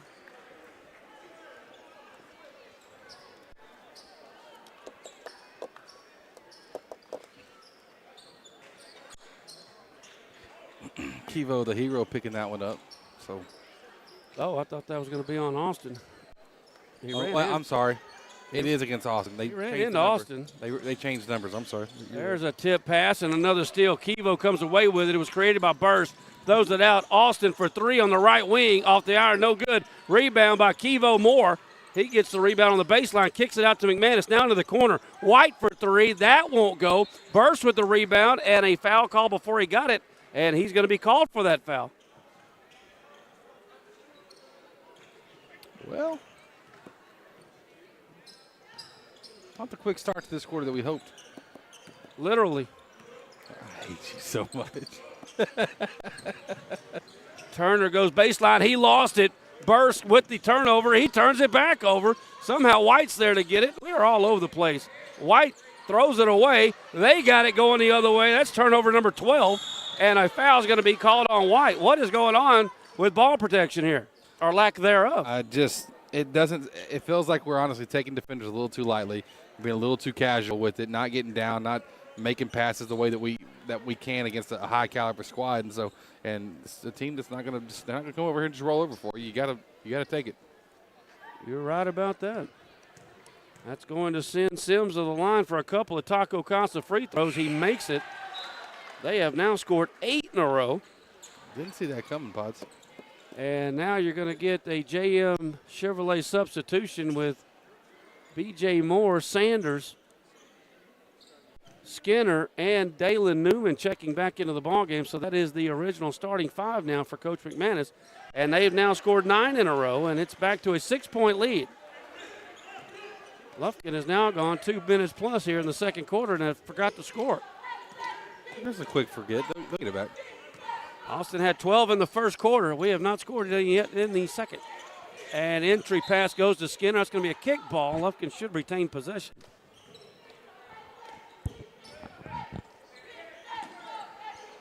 And they throw it out. Austin's wide open from three. That's off the mark. No good. Rebound underneath. That's going to be a jump ball.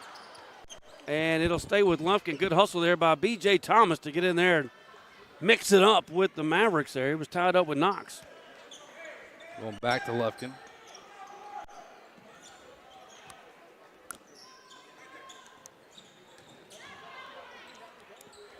And who made that? Sanders. Sanders with his first bucket of the ball game. He went up softly with it. He didn't use the glass. He just trusted the rim to take a couple bounces his way. Needed it. And here we go with Sims in the paint, and he's going to be tied up. They're going to call jump ball there. Good job by Bryson Skinner to tie him up. I have a feeling he'll be locked in defensively the rest of this game. that quick pull from him was a little unusual. And there's a three, and it's no good. Austin Brown with the air ball rebound, outlet to Newman, and Newman turns it back over.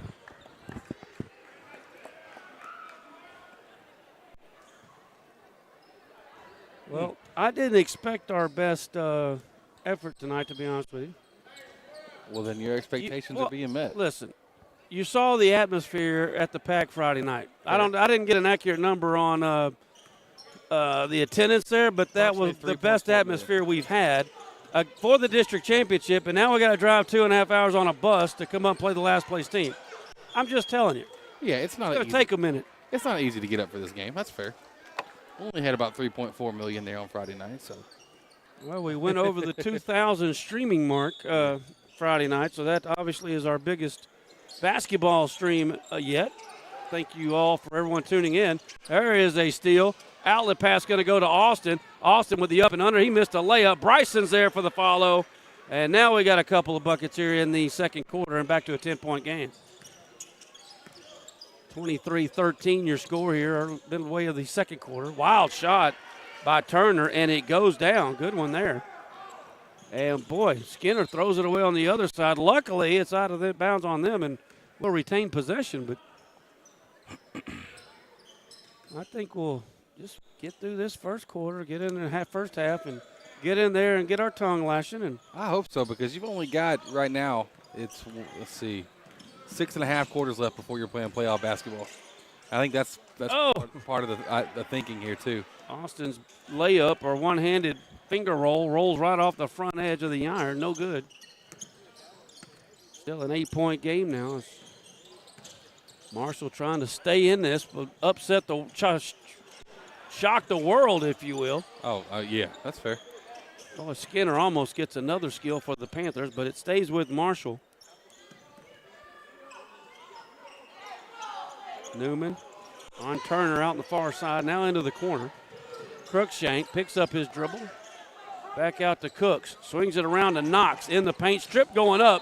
BJ got a hand on it, but I think he kicked it out of bounds. That's our ball, right? No, he pointed the other way, but I don't know how that's not our basketball. It hit that player twice. It kicked his knee and went up. I mean, if you're going to call a foul, I'll give you that. But there's no question it hit his knee and went up against the wall at an alarming rate of speed. Did they really say their ball? Yeah, it really did. We got a 60-second B-square design timeout. Lufkin up 8 here, 3:45 to go second quarter, brought to you by St. Luke's Health Memorial and, of course, our good friends at S&W Collision. We'll be back right after this. When it comes to repairing your vehicle, you always have a choice. At S&W Expert Collision Repair, we set the standard for excellence with state-of-the-art equipment, leading-edge technology, and over 40 years of industry know-how. They got us a new car. They got us a new car. No, this is your car. We just fixed it correctly. Thank you so much for our new car. No, this is your car. S&W Expert Collision Repair. You just might think you got a new car.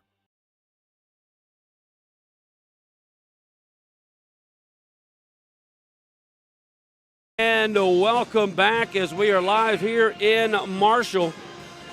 Thank you for being here with us. Second quarter action brought to you by St. Luke's Health Memorial. We'll have our Morgan Insurance Agency halftime show coming up along with our Lufkin Coca-Cola stats at the half and our Ralph and Kay Coons remarkable replays. Right now it's 23-15 action. Lufkin with only 4 points here in the second quarter. And what is the alarming rate as of late as I was going through stats? What was it? 1, 2, 3, 4, 5, 6 of our last 12 quarters. We scored 11 or less coming into tonight. That's alarming. That is alarming. That's a great stat. Look at you doing the research. Inside pass. BJ misses a layup. He anticipated contact way too early on that. He has to just go up strong and let the contact happen. They're going the other way now, and Sanders quickly on to Crookshank, and they'll throw that thing back out, but that's another miss. It was not quite a turnover, but it felt like it. Skinner blocks Cook, sets up the alley-oop the other way, and BJ misses another layup. I know he's fouled, but dang, we got to convert. That wasn't a very hard foul. It wasn't. He would want that back. I smacked K-Man harder than that this morning. Free throw by BJ, well off the mark to the left. He scored our first 5 points. He has knocked down our only Whataburger drive-through 3-ball tonight as well. Might have to hit up a Whataburger drive-through. And he misses the second one. Yow, Taco Casa free throws clanks tonight. And, well, BJ lucky we didn't get a foul right there. Not a lot of energy right now. No, there's zero energy. The only energy is right near for us is me and you. Yep. Knox down the paint again. He's shoved in the back. They don't call it. He misses the shot. Crookshank gets the rebound. Cook's battling. It's out of bounds. They ought to give it to them just because they missed that foul call. And they will. Here's Marcellus. Knox was shoved in the back. I'm not exactly sure which Panther did it, but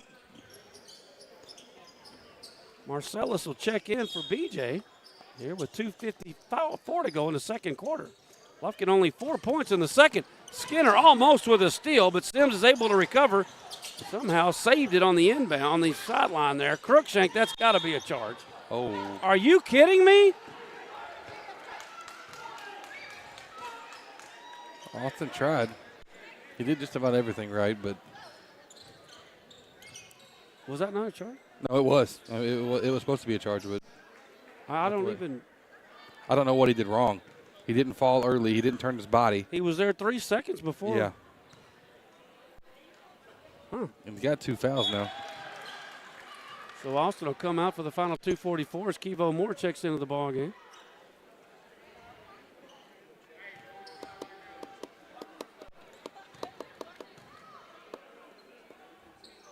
And he misses the second one. Rebound by Kevo. Dalen dribbles right, hands it off to Marcellus, swings it around to Skinner. Skinner on the left elbow, thought about the shot, went in, didn't like it, back out to Parks. Marcellus crossover dribble. Hands it off to Skinner. Skinner slips. Maybe the floor is a little damp. I'm not sure. Something, man. Either way, the Panthers have been outscored here in this quarter. 8-4. Newman into the corner. Kevo didn't want it. And finally a wide open three for Bryson, and Skinner knocks it down, his 5th point of the night. And Lufkin back up by 10, 26-16.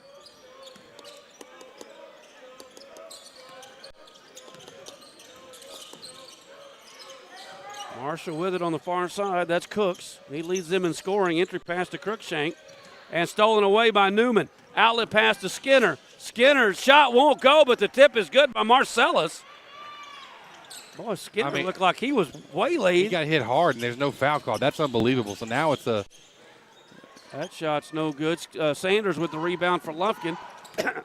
To Marcellus. Out to Skinner for 3. Whoa, go. Hangs on the front iron. Battling underneath. Kevo tips it out. And we're going to say he stepped on the baseline under there, I guess. I have a feeling we're not getting any more calls, so we better just go ahead and increase the lead ourselves. What else is new? It's better than at home. Yeah, you're right about that.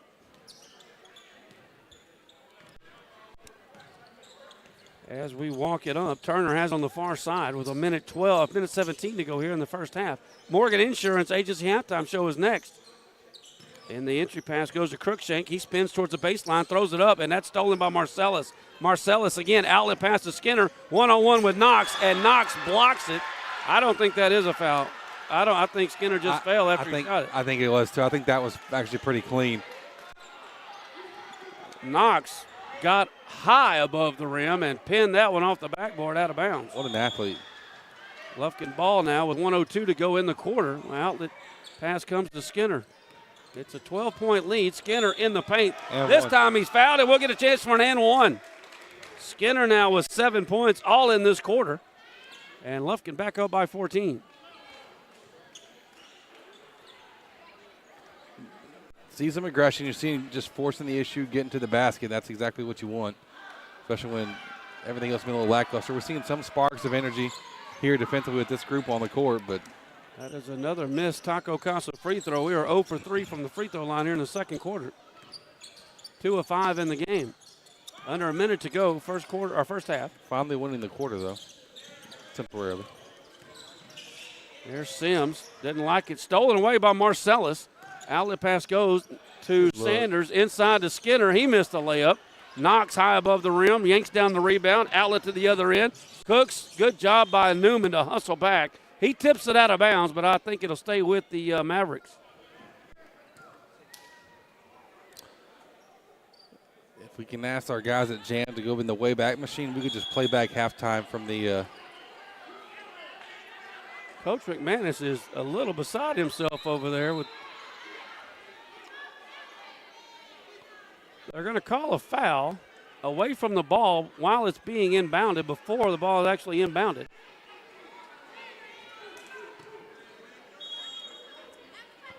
Coach Max will take a full timeout.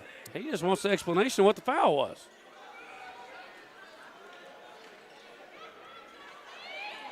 It's a 30-second B-square design timeout. We'll keep it right here as we are. I just want to watch the conversation. I know I'm supposed to talk.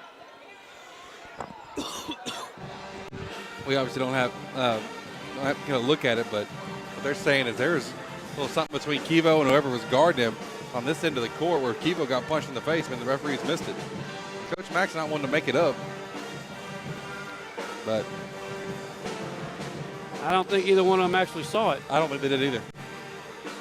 But if you watch them officiate, that's pretty on par. I still, that three-pointer they made before halftime Friday night, unbelievable. We got to get a clip of that. I want it to be I want to put it on the IG. The fact that you know what IG is. Okay. Man, let's go. I'm gangster, Pod. That doesn't, no. OG. See, now you just took it away. any credit you earned is now gone. So 29 seconds to go here in a non-fluent first half. Sims, and that's going to. Dang, Dalen just got killed too. And how is this staying here? Well, he threw it off of Parks, but I thought he was out of bounds. Now what are they calling? They're trying to get the clock to go back to about 24 seconds or so. The ball was headed out of bounds. It was a good hustle play over there by Sims to throw it off of Marcellus, but I think there was a little extracurricular away from the ball that everyone was referring to. I couldn't see from where I'm sitting if he stepped on the sideline before getting the ball. Obviously he didn't, or they would have called it. I'm watching every screen right here. Turner now pulls it out, passes over the right side to Sims. Sims has 5 in this quarter. He's covered up by Skinner and turns it over, and now we got it. We throw it to the other end. Sanders was all getting banged up at midcourt. We're not going to get that call. Sanders trying to get to the other end, overthrew it, and that'll be another turnover. However, that was great hustle by Lufkin. I've lost my turnover count. It's double dig. Yes, it is. And that's another foul. That's going to be called on Skinner. That's an easy foul call. I don't know why Skinner's looking like he didn't do anything. Yeah, and the situation, too, with them already being in the double bonus. And 7 seconds to go in the quarter. Yeah. But, again, they're running side by side down the sideline, and he just kind of forearmed him. And that's going to send Sims to 2 Taco Casa free throws. Clanks the first one.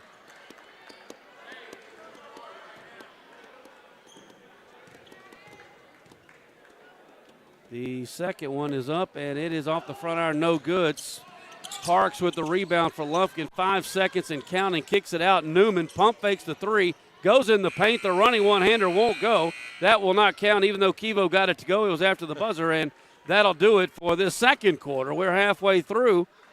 Whatever we're going to call this tonight, Lufkin leads at 30-16. We're at the half. Your Morgan Insurance Agency halftime show is next, along with Lufkin Coca-Cola stats and Ralph and KQ's remarkable replays. We'll be back right after this.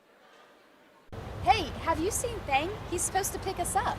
I don't know where he went.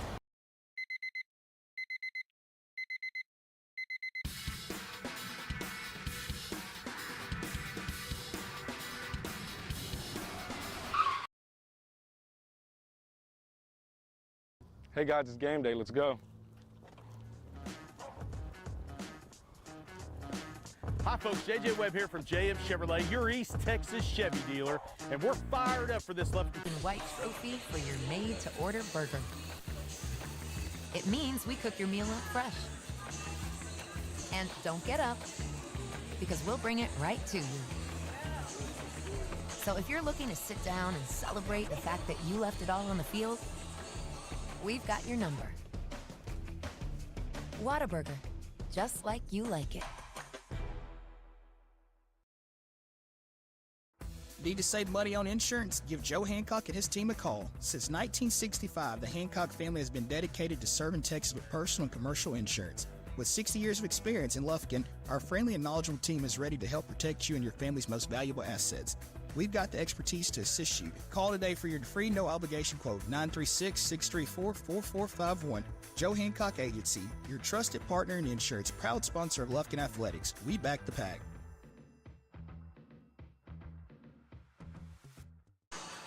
Looking to earn extra cash? Got an old grill or bike taking up space? Bring it to CMC Recycling right here in Lufkin to turn your scrap metal into cash. CMC will recycle your metal, transforming it into new steel that will be later used in exciting new structures and products. CMC accepts a variety of metals, and the team is ready to assist you and ensure your experience is seamless. Open Monday through Friday from 8 a.m. to 4 p.m. Learn more at cmcrecycling.com. When it comes to repairing your vehicle, you always have a choice. At S&W Expert Collision Repair, we set the standard for excellence with state-of-the-art equipment, leading-edge technology, and over 40 years of industry know-how. They got us a new car. They got us a new car. They got us a new car. No, this is your car. We just fixed it correctly. Thank you so much for our new car. No, this is your car. S&W Expert Collision Repair. You just might think you got a new car. Commercial Bank of Texas has been your community bank since 1901, and our dedication to the people we serve is as important today as it was then. Today, CBTX brings you the latest technology, backed by personal customer service and #sealed with a smile. At Commercial Bank of Texas, banking is our business, but helping people succeed is our passion. It's time you experience banking Texas style. Stop by or give us a call today. You'll be glad you did. Hey, Panther fans, Big Nasty here. Need a short-term loan to cover some unexpected bills or maybe a little extra cash? Give Texan Credit a call today. Loan process that is easy from start to finish, and you will get your money fast. Texan Credit has been helping Texas residents for over 10 years by offering multiple loan options with easy low payment. Located in Lufkin at 509 South Timberland Drive, or look Texan Credit up online, TexanCredit.com. Trust me, if they'll loan me money, they will loan you money. Texan Credit, they say yes. Red 18. This season, you can share a Coke with your team on it. So I'm going to tell you how with a little help from this quarterback. Sally 44. You can share a Coke when your team's up. Red Poncho. You can share a Coke when your team's down. Happy Jolly. You can share a Coke with a coach, a mascot, or an MVP. Chili, chili, chili. You can even share a Coke with your rival on game day. Turbo. Or you can share a Coke when you're giving out your famous guacamole recipe in a completely packed stadium. Cilantro, chopped onion, squeeze a lime, Roma tomato, hike. Share a Coke with a fan this season. Ice cold, delicious. Share a Coke is back for the fall football season. We all know what comes with being a fan. The ups, the downs, and everything in between. Whether you've just won a big game and want to celebrate with fellow fans, or want to share a Coke with your best friend whose team just lost against their arch rival, Coca-Cola has something for you. Share a Coke with a teammate, rival, or best friend this season.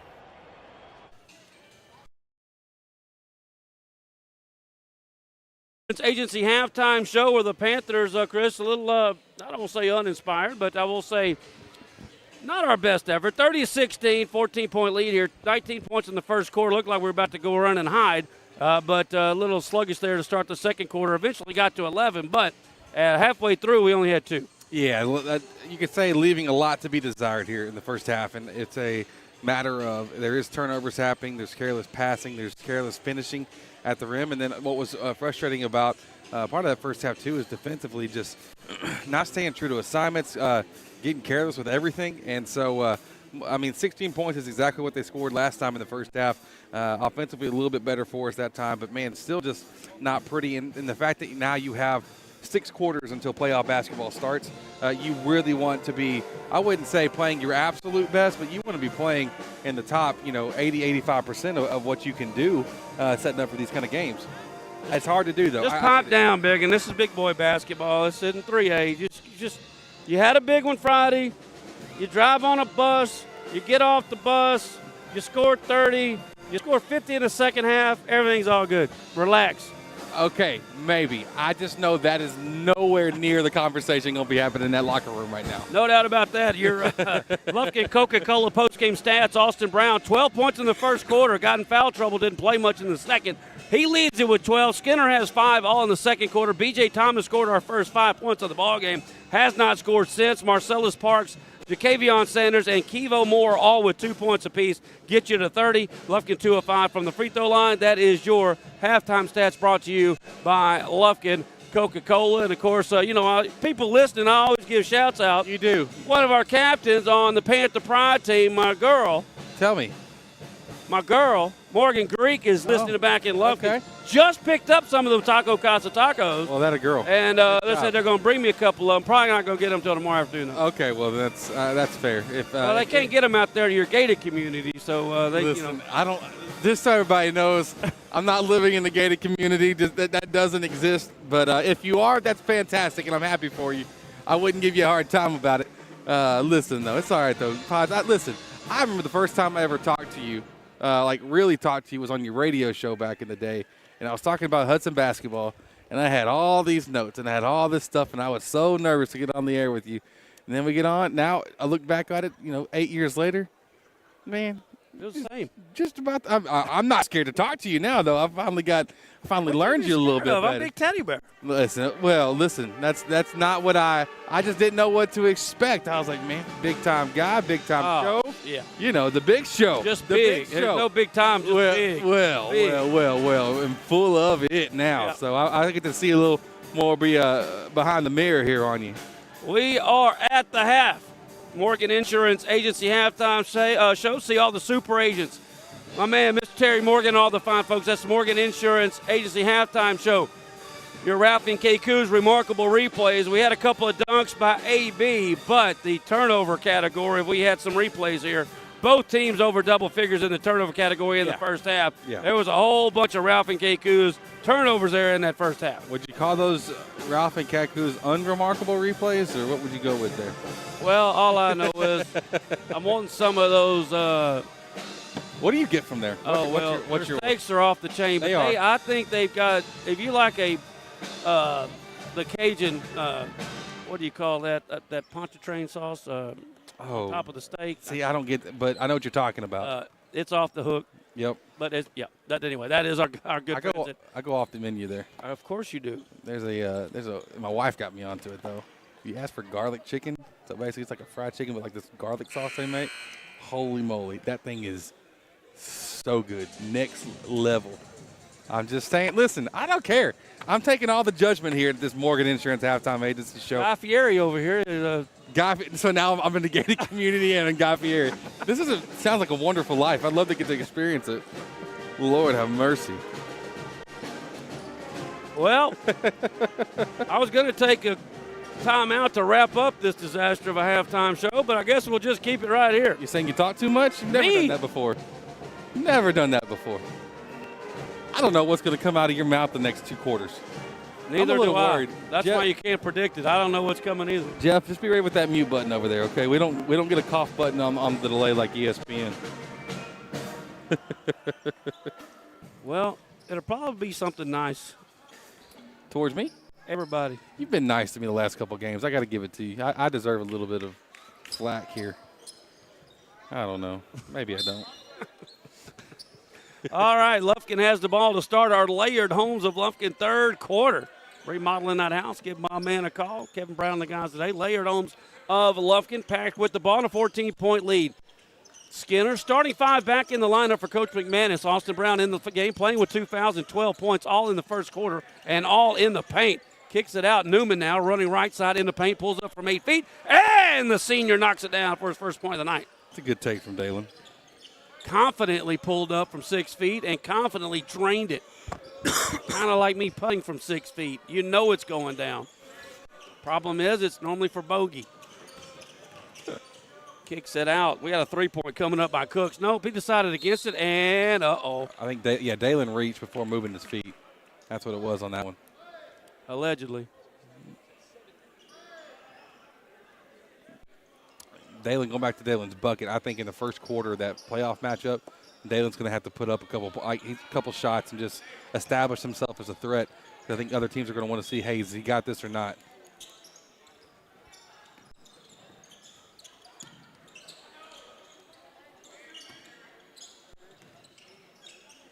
Well, we shall see.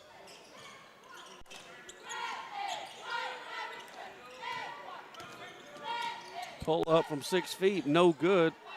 Rebound by my man, AB. Outlet pass goes to Sanders on the far side. Sanders, don't let him get in the air. Lays it up, can't get it to go. And the offensive struggle bus continues here for the Panthers, even though we're doubling them up 32-16. I think I figured out a little bit of what's clunky about this and why it feels different. I don't have an official count as Knox takes a 3 and misses it, but I don't have an official count. But very few assists tonight for Lufkin. Just not moving the basketball, setting up the offense that way, and it feels a little more janky than it normally does. Sanders couldn't quite get the long rebound. There's an nope. Austin threw it away, but that's going to be out of bounds off of them. He's trying to get it to BJ for that corner 3, but a good defensive effort there by Cooks. Tips it out of bounds. And White will check in here for Sanders. Jacorius White can go elevation on you in a heartbeat. Is down on the block. Austin behind the back dribble, gives it up to White in the corner. He'll fire up a 3. That's short, no good. Rebound hauled in by Crookshank. Outlet pass goes to Cooks. Good job, and BJ, great hustle, and even better hustle by Newman to save it. BJ dribbles it off his foot. You can't do that? No, he didn't do anything wrong. This ref just got tricked by a kickball. I think he dribbled it off his own foot. He did. I think you know there's no such thing as an offensive kickball, too. That's what I'm thinking. I don't think that should have been a call. It was called on Crookshank. It's first. No, did they call a foul? Yeah, they called a foul on Crookshank. Oh, yeah, I don't see that. Boy, there's a turnover. Skinner's there to run it down. He gets by his man, lays it up nice and soft off the glass. Bryson Skinner, the senior now, with 9 points on the night, and Lufkin has opened up a 34-18 lead. You're 8 points away, I think, right now from putting this team just completely deflating them. I don't know if that was a travel or a foul, but it was something. And Austin there blocks that shot. A one-handed pass down to B.J. Thomas on the other end, and he misses another layup. What is going on here? He's not focused going to the rim. It's I don't know what his brain's thinking, but it just doesn't seem like he's he's not focused all the way through the finish. Here comes Kivo, the hero. BJ will take a seat. JM Chevrolet substitution. Entry pass goes to Austin. He backs his man down. Crookshank couldn't do anything about it. That's 14 now for Austin, his first point since the first quarter. End of the quarter, Crookshank thought about going baseline, pump fakes. White all over him. You don't want that smoke. Kicks it out now. Knox swings it around right side to Cooks. Cooks has AB tied up. Back to Crookshank. Cooks. Solid ball movement here by the Mavericks, down 18. Somebody says take it to the hole, but he used some other words I will not repeat. I was going to ask him. I was going to ask, is that the exact replay or what? That was not. That ain't me, bro. I hear you.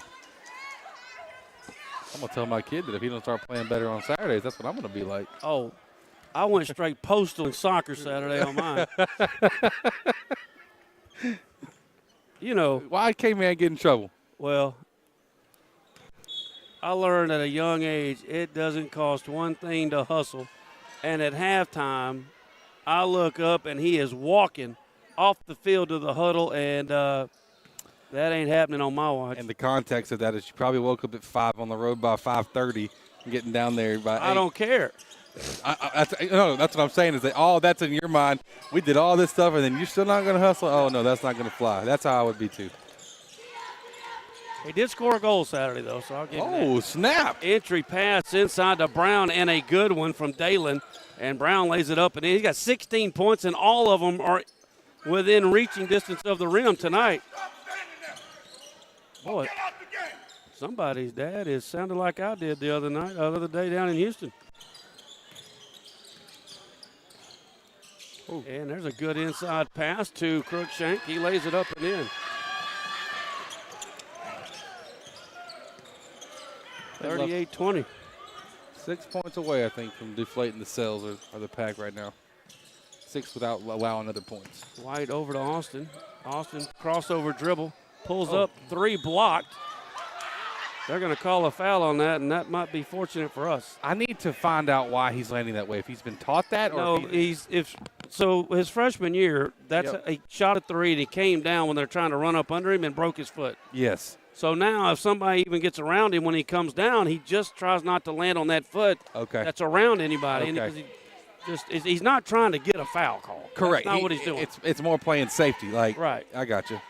But that's his freshman year. He shot a 3. And, I mean, his elevation on his jump shot is a little bit higher than ours. You haven't seen me shoot. I don't need to. And so when he came down his freshman year, it broke his foot. And that's what he's trying to prevent. And I completely understand it. Yeah, People I think he's flopping trying to get a foul call, but he doesn't care if he gets a foul call or not. Correct. He doesn't want a broke foot. And, that one didn't go. He made 2 out of 3. 6 points, 18 in the game. And did Austin get that and put it back in? He just did, yes, sir. Now got 20. Austin stole the ball and laid it back in. He's got 20 points. And there's another steal by Kevo. Gets it into Skinner. Skinner goes up with the left hand. What a great move. And Bryson Skinner now with 11. You're going to see a lot less fight from this point on. 44-20 is your score. In the paint, stripped away by Newman. Newman does not have the numbers. He gives a one-handed pass over to Austin. Austin spin moves, fade away from 6, and it'll go down. AB on fire again. That is his 10th point of the quarter, 22 in the game. I'm going to call it do-si-dos, but I don't think that's right in Spanish. I'll let them pass. Austin on the ground trying to steal it back, but they save it. Now going baseline on the far side. Mavericks, that was Turner. Didn't like what he saw. Newman swipes it away, and here they come the other way. Newman, entry pass to White on the baseline, and I thought he was going to go in and two-hand flush it. It was a little far away from the rim. He'll just lay it in, and the Panthers have hit a spurt now, lead at 28. 3:04 to go here in the third quarter, brought to you by Layered Homes of Lufkin. Don't go anywhere. Panthers rolling here on Lufkin Game Time. This is a Whataburger table tent. An orange and white trophy for your made-to-order burger. It means we cook your meal up fresh. And don't get up, because we'll bring it right to you. So if you're looking to sit down and celebrate the fact that you left it all on the field, we've got your number. Whataburger, just like you like it. Commercial Bank of Texas has been your community bank since 1901, and our dedication to the people we serve is as important today as it was then. Today, CBTX brings you the latest technology, backed by personal customer service and #sealed with a smile. At Commercial Bank of Texas, banking is our business, but helping people succeed is our passion. It's time you experienced banking Texas style. Stop by or give us a call today. You'll be glad you did. And welcome back here with 3:04 to go in the third. Lufkin now up 47-20, have come out a little bit more inspired defensively here in the third quarter, brought to you by Layered Homes of Lufkin. You did call it. They snuck in a JM Chevrolet substitution in on me. Marcellus came in for Austin with just right at the 3-minute mark of the third quarter. Spin move in the paint. Cooks lays it up and in, and he leads them with 8 points. Kevo Moore now with the inbound from Skinner. Gives it back to Skinner, and he'll walk it up. 47-22 your score. Skinner with a little give and go out front. Pick and roll out to Marcellus. White from the corner. That is an air ball three. Skinner with the rebound underneath. Can't get it to go. Good rebound underneath by the Mavericks. That is Hicks, I believe. And quickly to the other end. Probably going to be a foul call on Lufkin. You'd be right. Normally. That's debatable. Sometimes. I don't know what all I can say anymore here, Pods. I said sometimes. I left you speechless here earlier. Nah.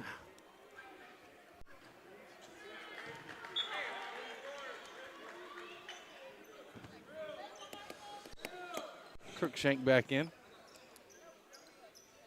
When's the last time you played golf? Long time. I have not hit a ball this year. I haven't either. My friend moved about 2 years ago. He make both of those? Yeah, he did. Who was that? Sims, he's got 9. 5 in the quarter. Skinner in the paint. Kicks it out to Kevo. Kevo dribbling to his right. Now spins back. Inside, Skinner wide open. And Kevo found him. That's 13 now for Bryson Skinner. And Kevo got called for it was no in a playoff game that's getting by, but this one, these refs don't get that. Kevo with his second.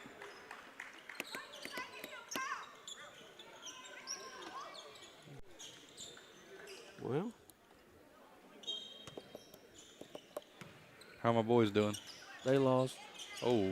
I knew it was coming, too. Like I told my buddy all day today, not only should we not take Houston, we should take the Knicks. Trip call for a foul here on the box out. I'll tell you this much. This is not a super well officiated game. And now Marshall's in the bonus for the rest of the quarter. Luckily, there's only 1:55 to go in that quarter.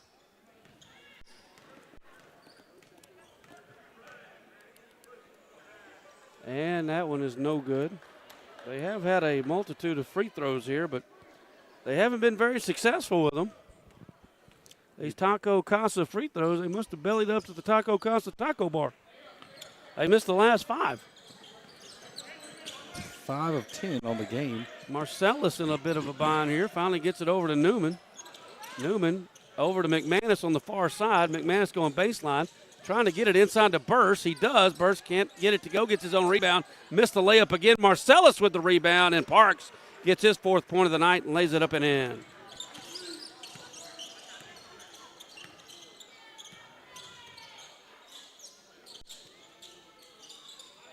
Mavericks back with the ball on the far side. Kevo almost picked up another foul. Would have been number 3. Is that not travel? Something? Something. Good way of disguising it by Knox. He gets his first bucket. That's surprising, too. He's just now scoring for the first time. He's one of the better players on the squad. Kevo's got to hurry, got to count. He gets her about. Kevo throws it away, but it is out of bounds off of them, I believe. It is crazy how much more hand contact they're getting away with on the Mavericks side of it, which I think honestly is probably good for us to play against it, but still. I mean, everywhere.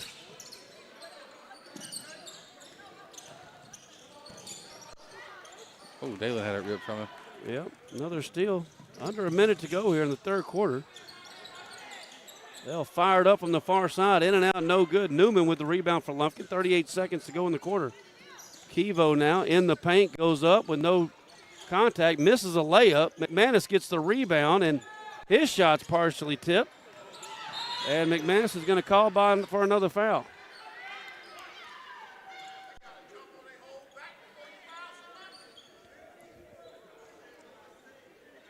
So Tripp getting his money's worth tonight. Well, yeah. That's a good way of putting it. They'll get 2 more free throws. This time, I don't even know who's shooting it. I don't know either. Looks like it's going to be Knox. Be his first free throw attempts up tonight. Taco Casa getting some run tonight. If you're not getting those tacos, it's not our fault. And he makes it. 3 points for Knox, all here in this elongated 3rd quarter. It's already 9:15, Puds. Yeah, those clothes aren't going to wash themselves at 5 in the morning. That's good as well. That's why you got people. Not at 5. Those people are me. And there's a great pass from Kevo down to Burse underneath. Burse lays it up and in, and just about everybody scored here in this 3rd quarter with the exception of 3 Panthers. Got just one that needs it for the whole game, and you get Tripp on the board and everybody's in the book. That's right. Wild shot on one end, not going to go, and that'll do it here for the 3rd quarter. And the Layered Homes of Lufkin 3rd quarter is in the books. Lufkin leads it 53-28. We're headed to the 4th and final quarter right after this on Lufkin Game Time. Hey, have you seen Thang? He's supposed to pick us up. I don't know where he went.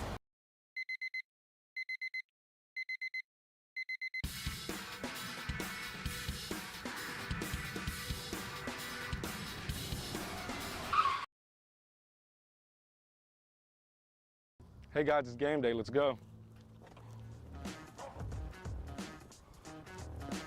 Hi folks, JJ Webb here from JM Chevrolet, your East Texas Chevy dealer, and we're fired up for this Lufkin Panther football season because at JM Chevrolet, we back the pack. So let's go, Panther Nation. JM Chevrolet, together let's drive.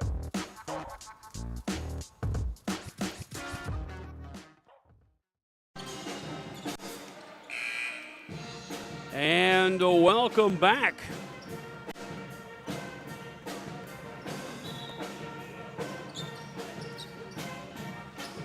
CMC Recycling fourth quarter. CMC Recycling fourth quarter is in the house. My man Chris Ball and the guys today stop by, see him, give him a call. He'll come pick up. But make sure you tell him Big Nasty Chris sent you by CMC Recycling and Chris Ball and the guys today. Fourth quarter action, Lufkin leading at 53-28 as Marshall will start the fourth quarter with the ball. A little fancy dribbling over there by Sims. Throws it to no one in particular in the corner, but the Panthers are going to be whistled for what will be another foul. At this point, you just got to play. I mean, you just do that at every game.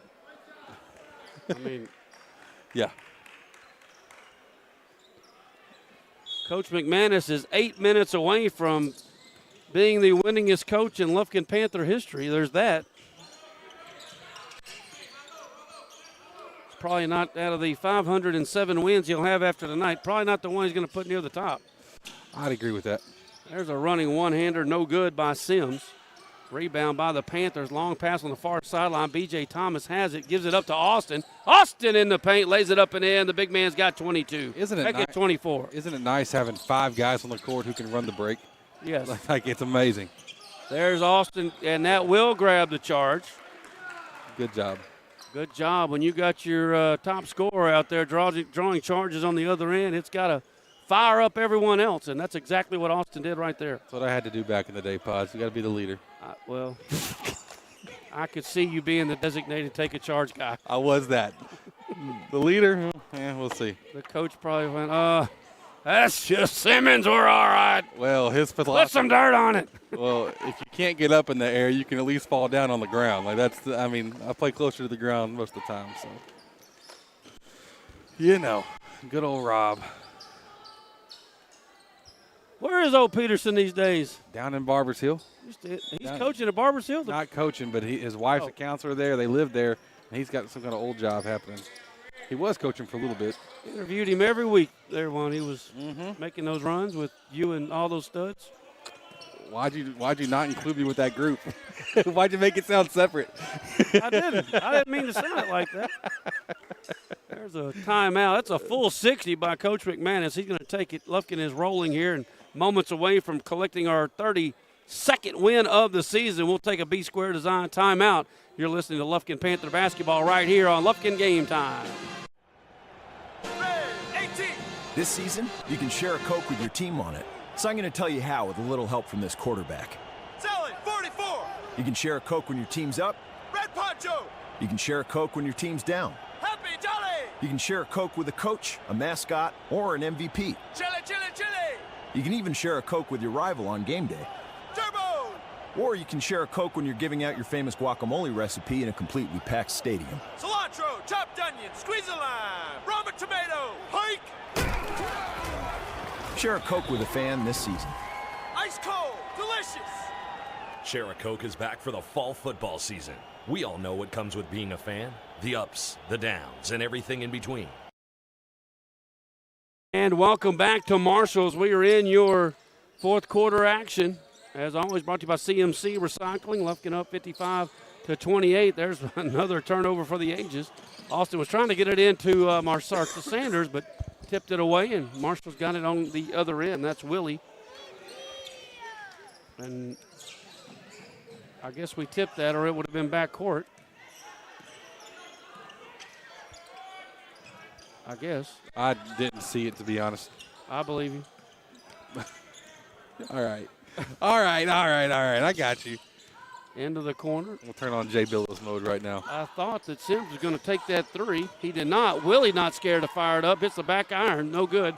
Rebound by Bryson over to Sanders. Uh-oh. And Bryson's kind of limping out there. Three-pointer by BJ. That's no good. And Austin just shoves him in the back. What's going on here? And Skinner looks like he's injured. He does. Austin shoved that guy in the back. He got the rebound and put back. I feel like it was a little bit more sold than what it was actually done. He still pushed him. A little bit, but I guess there wasn't much confusion on if he was going to get that called against him or not. Well, it looked like his arms got extended. So what you're saying, he'd be a good, pass blocker? How's that not a charge? He ran right over Marcellus. They don't call that, and it's an air ball to Cooks, who lays it up and in. This is comical. Well, it's looks intentional. Marcellus lays it up on the other end now. He's got 6. What are they doing? I just feel like people try to take cheap shots at us because we're busting them up. That ball's dribbled off with the foot of Marcellus. They get a hold of it. Into the corner. I think Sanders got a piece of that. He definitely did. Rebound on the other end. Goes up against Austin. That won't go down. BJ gets the rebound. Outlet pass to Skinner. This could be a 2-on-1. Over to Sanders. Tried to one-hand it off the back iron right over the top of Sims. It didn't go down. Finally, a wide open three by AB won't go down. And BJ's wide open. Boy, missed another layup. And now they're going to call that foul on Marcellus. Well, I kind of wish Sanders' one-hand power dunk would have went, but as luck would have it, it did not, because I was about ready to go nuts. Just 4:45. Get through it, folks. Here we go. Fade away Jay there for Sims off the front iron. No good. Rebound by Sanders. Outlet pass to Skinner. Skinner with the right hand. Too hard. No good. Austin gets the rebound and will lay it up and in. Austin now with 26.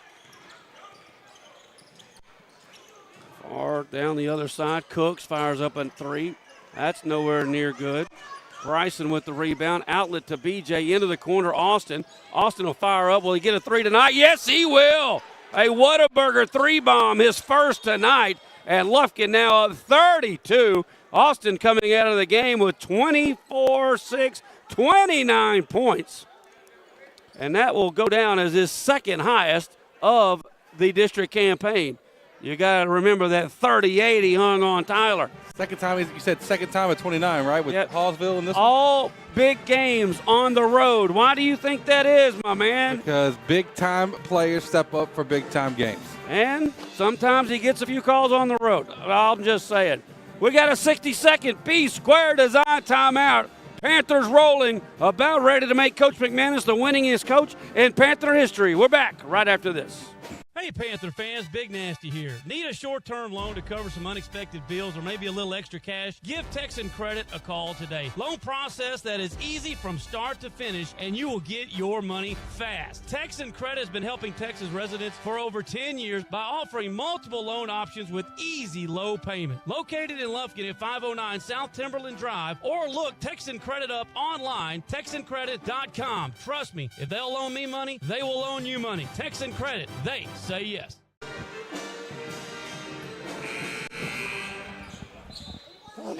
Well, bless you, my man. Golly, I had the headset off and everything. Gazoon tight. Thank you. I do appreciate that, Bud. There's a lot of concern coming from you. Halfway through this fourth quarter, the JM Chevrolet subs came in, and it's going to be McManus, Kevo, Burse, White, and Newman. White goes up with the left hand and lays it up and in. My man's got 4 points on it. Make it 6. No, make it 4. 4. I got a feeling he's going to embarrass somebody here in this fourth quarter. That's the shot from the elbow flat. No good. White with the rebound for Lufkin. Outlet pass goes to Burse. Unbelievable, man. Burse going to go in and throw up a prayer that is not answered. And they got a baseline or a fast break going the other way. And we're just going to let them lay up. Crookshank blows the layup on the other end. And, boy, White gives it to the other team, runs it down. right down the middle, kicks it out. Kevo for three off the iron, no good. White's there. Nope, it'll be Dalen Newman running down the rebound for Lufkin, and this is turned straight to street ball. Inside to Kevo from the right elbow, now penetrates, lost it, triple team, gets it up, and it's good. They do call a foul, however. Finally. 4th point of the night for Kevo Moore. He's had a pretty good week. 19 1 week ago tonight, including the game-winning 3 from the Whataburger drive-thru for the sophomore. That's right. And his and one opportunity is good. Kevo now with 5 points, right at his average for district play. And they'll fire up a 3 on the other end. That's pretty much an air ball. Kevo yanks it down for Lufkin. Out past to Burse. Into the corner for White. White wants to go posterize, but they won't let him. My man, Jacorius White, lays it in with 6. He wanted to put that dunk down on him, and I wanted him to. Panthers going to get over that 70 mark here in a moment. Inside pass stolen away by Kevo. Kevo Moore, long pass to Burse. Can you find White over here? Lay it up, Laliu. Nope, Burse lays it in. Good shot by the man. I want some showtime. 71-30 now. You want something to get you back all riled up for this drive home. Can the Panthers get to 80 and match our high point of the season? I'm going to say yes. I'm with you. Let's go. I don't think we're going to pull it up. We're just going to fire it up. White, acrobatic shot. McManus tips the rebound to Kevo. Kevo lobs it out to Newman, and Newman just in front of the timeline will haul it in. Kevo from no man's land. That's not going to go. White with another rebound, puts it up, and it's in. What'd they call now? A foul against them. Did the bucket count? I don't know. Probably not is my guess. Nope, it's going to be inbound ball, so take the bucket off the board. And they're going to call a B-square design 60-second break. They just want to keep us late past our bedtime some more. Lufkin rolling 71-30. Under 2 to go here. We'll be back with more right after this. This is a Whataburger table tent. An orange and white trophy for your made-to-order burger. It means we cook your meal up fresh. And don't get up, because we'll bring it right to you. So if you're looking to sit down and celebrate the fact that you left it all on the field, we've got your number. Whataburger, just like you like it. And welcome back as we are underway here. Under the ball, under our bucket. Newman inbounding it, looking for somebody, and we'll lob it out to them. But Kevo swipes it away, tipped out of bounds.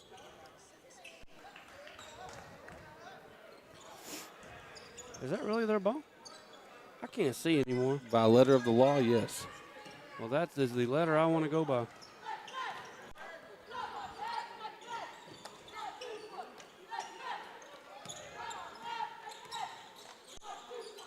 McManus tips it away out of bounds. That will stay with them with 1:38 to go.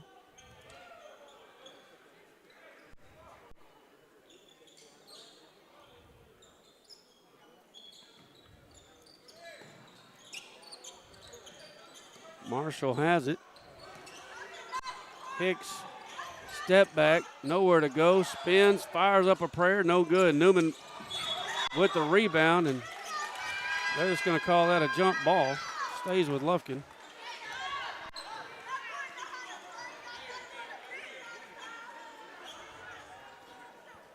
If you listen closely, you will get some laughs. Yes, you will.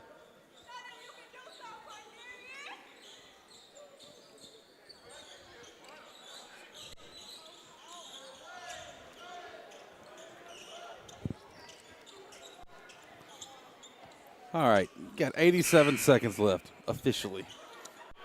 Well, we know Austin's done with 29. We know Correct. Bryson's done with 13. Boy. We know BJ's done with 5. I'm trying to wrap up our postgame show. Nothing against, though. Now what? I think they had 6 men on the court. What? What's the call?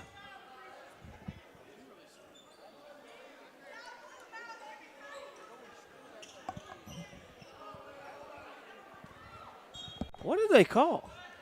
I think they paused it because there was a sixth person and the guy was subbing off. Well, it should have been a tech. 100%. That guy hadn't given one this whole time. It's just the principle of it.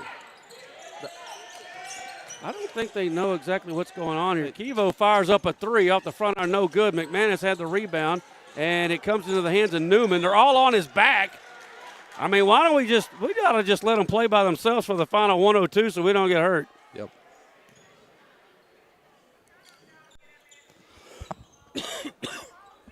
I don't even know what they call, but guy's trying to ride up Newman's leg. Kevo underneath, lays it up and in. White well over the rim for that rebound. Throws it out to Newman, and we may now just try to get out of here. Go four corners. McManus has had enough of this. He's packing his bag already. White double team. Oh, we got a call from that guy.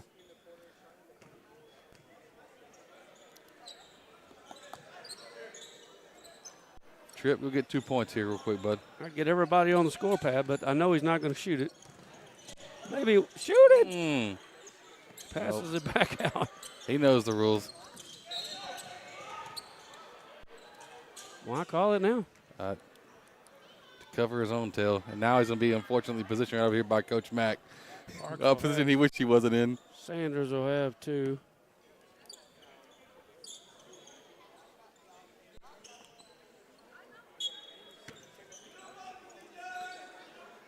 McManus with the ball, 25 seconds.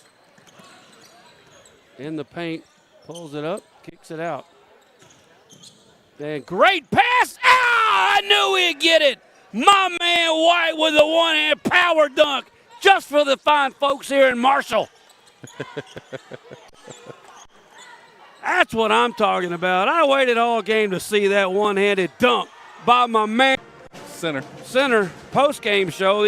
They all got me a little flustered tonight, Pods. Well, I think everybody's a little flustered on this one. Now you get to just go home and, all right, on to the next one. We're on to Washington or whatever that thing is. Well, we didn't get 49 in the second half as we did the first time. We got 43, but still good enough for a 73-30 win now. The Panthers improved to 32-2 on the year, 15-0 in district with one final game to go Friday night in Jacksonville. Once again, welcome into our Woodland Heights Medical Center post-game show. You see your Austin Bank scoreboard right there. And as you see the man right there with the backpack over his shoulder, that is our head coach, J.T. McManus, and his son, Tripp. As they walk off the floor together, Chris, he is now the winningest coach in Lufkin Panther history. Coach McManus has just collected his 507th win. He officially passes Jesse Walker as the #1 winningest coach in Lufkin Panther history. And that face he's making on that graphic right there, that's typically the one you see about 90% of the time. He's stern, he looks intense, but that's Coach Mack. Love him to death, and what an accomplishment. He did want to talk about it. He said, it's not about me, it's about the kids, so we didn't even ask him to come over. But tonight, Coach McManus with this win, and he'll tell you most importantly, the Panthers win their 32nd game, 29th straight game this year, 37th consecutive district win. He now has 678 total wins, 507 total wins as Lufkin Panther head coach. Wow. And, man, what a career. And I'm telling you right now, it ain't done yet. No, no, it's not. And he's a great coach, great leader. And listen, he's not easy on the kids. He really pours into them. But, man, I love what he does. And I got to love where this program's sitting right now, too. No doubt about it. Your Lufkin Coca-Cola post-game stats real quickly. Leading scorer, obviously, Austin Brown, 29 points. Very quiet. He did hit one Whataburger 3, but bunch of dunks and layups. Dunks and layups, putbacks, all they're about 6 feet from the rim. No doubt about that. Skinner with 13, White with 8, including the final 2 points and that exclamation dunk for the fine folks here in Marshall. Marcellus Parks with 6. 5 points by B.J. Thomas. He scored the first 5 points of the ballgame. Burst with 4, Moore with 4, 2 points for Sanders, 2 points for Dalen Newman. And, of course, my man Tripp is the only one that didn't get in the scoreboard tonight, but he did facilitate some of those buckets. He did. He did a good job. And it was overall the final numbers looked pretty good. The first half, you wish you could kind of throw that all away and just kind of play the same half twice. But, listen, you were right. They came in, got their job done. Now on to the next one. Well, Commercial Bank of Texas Player of the Game.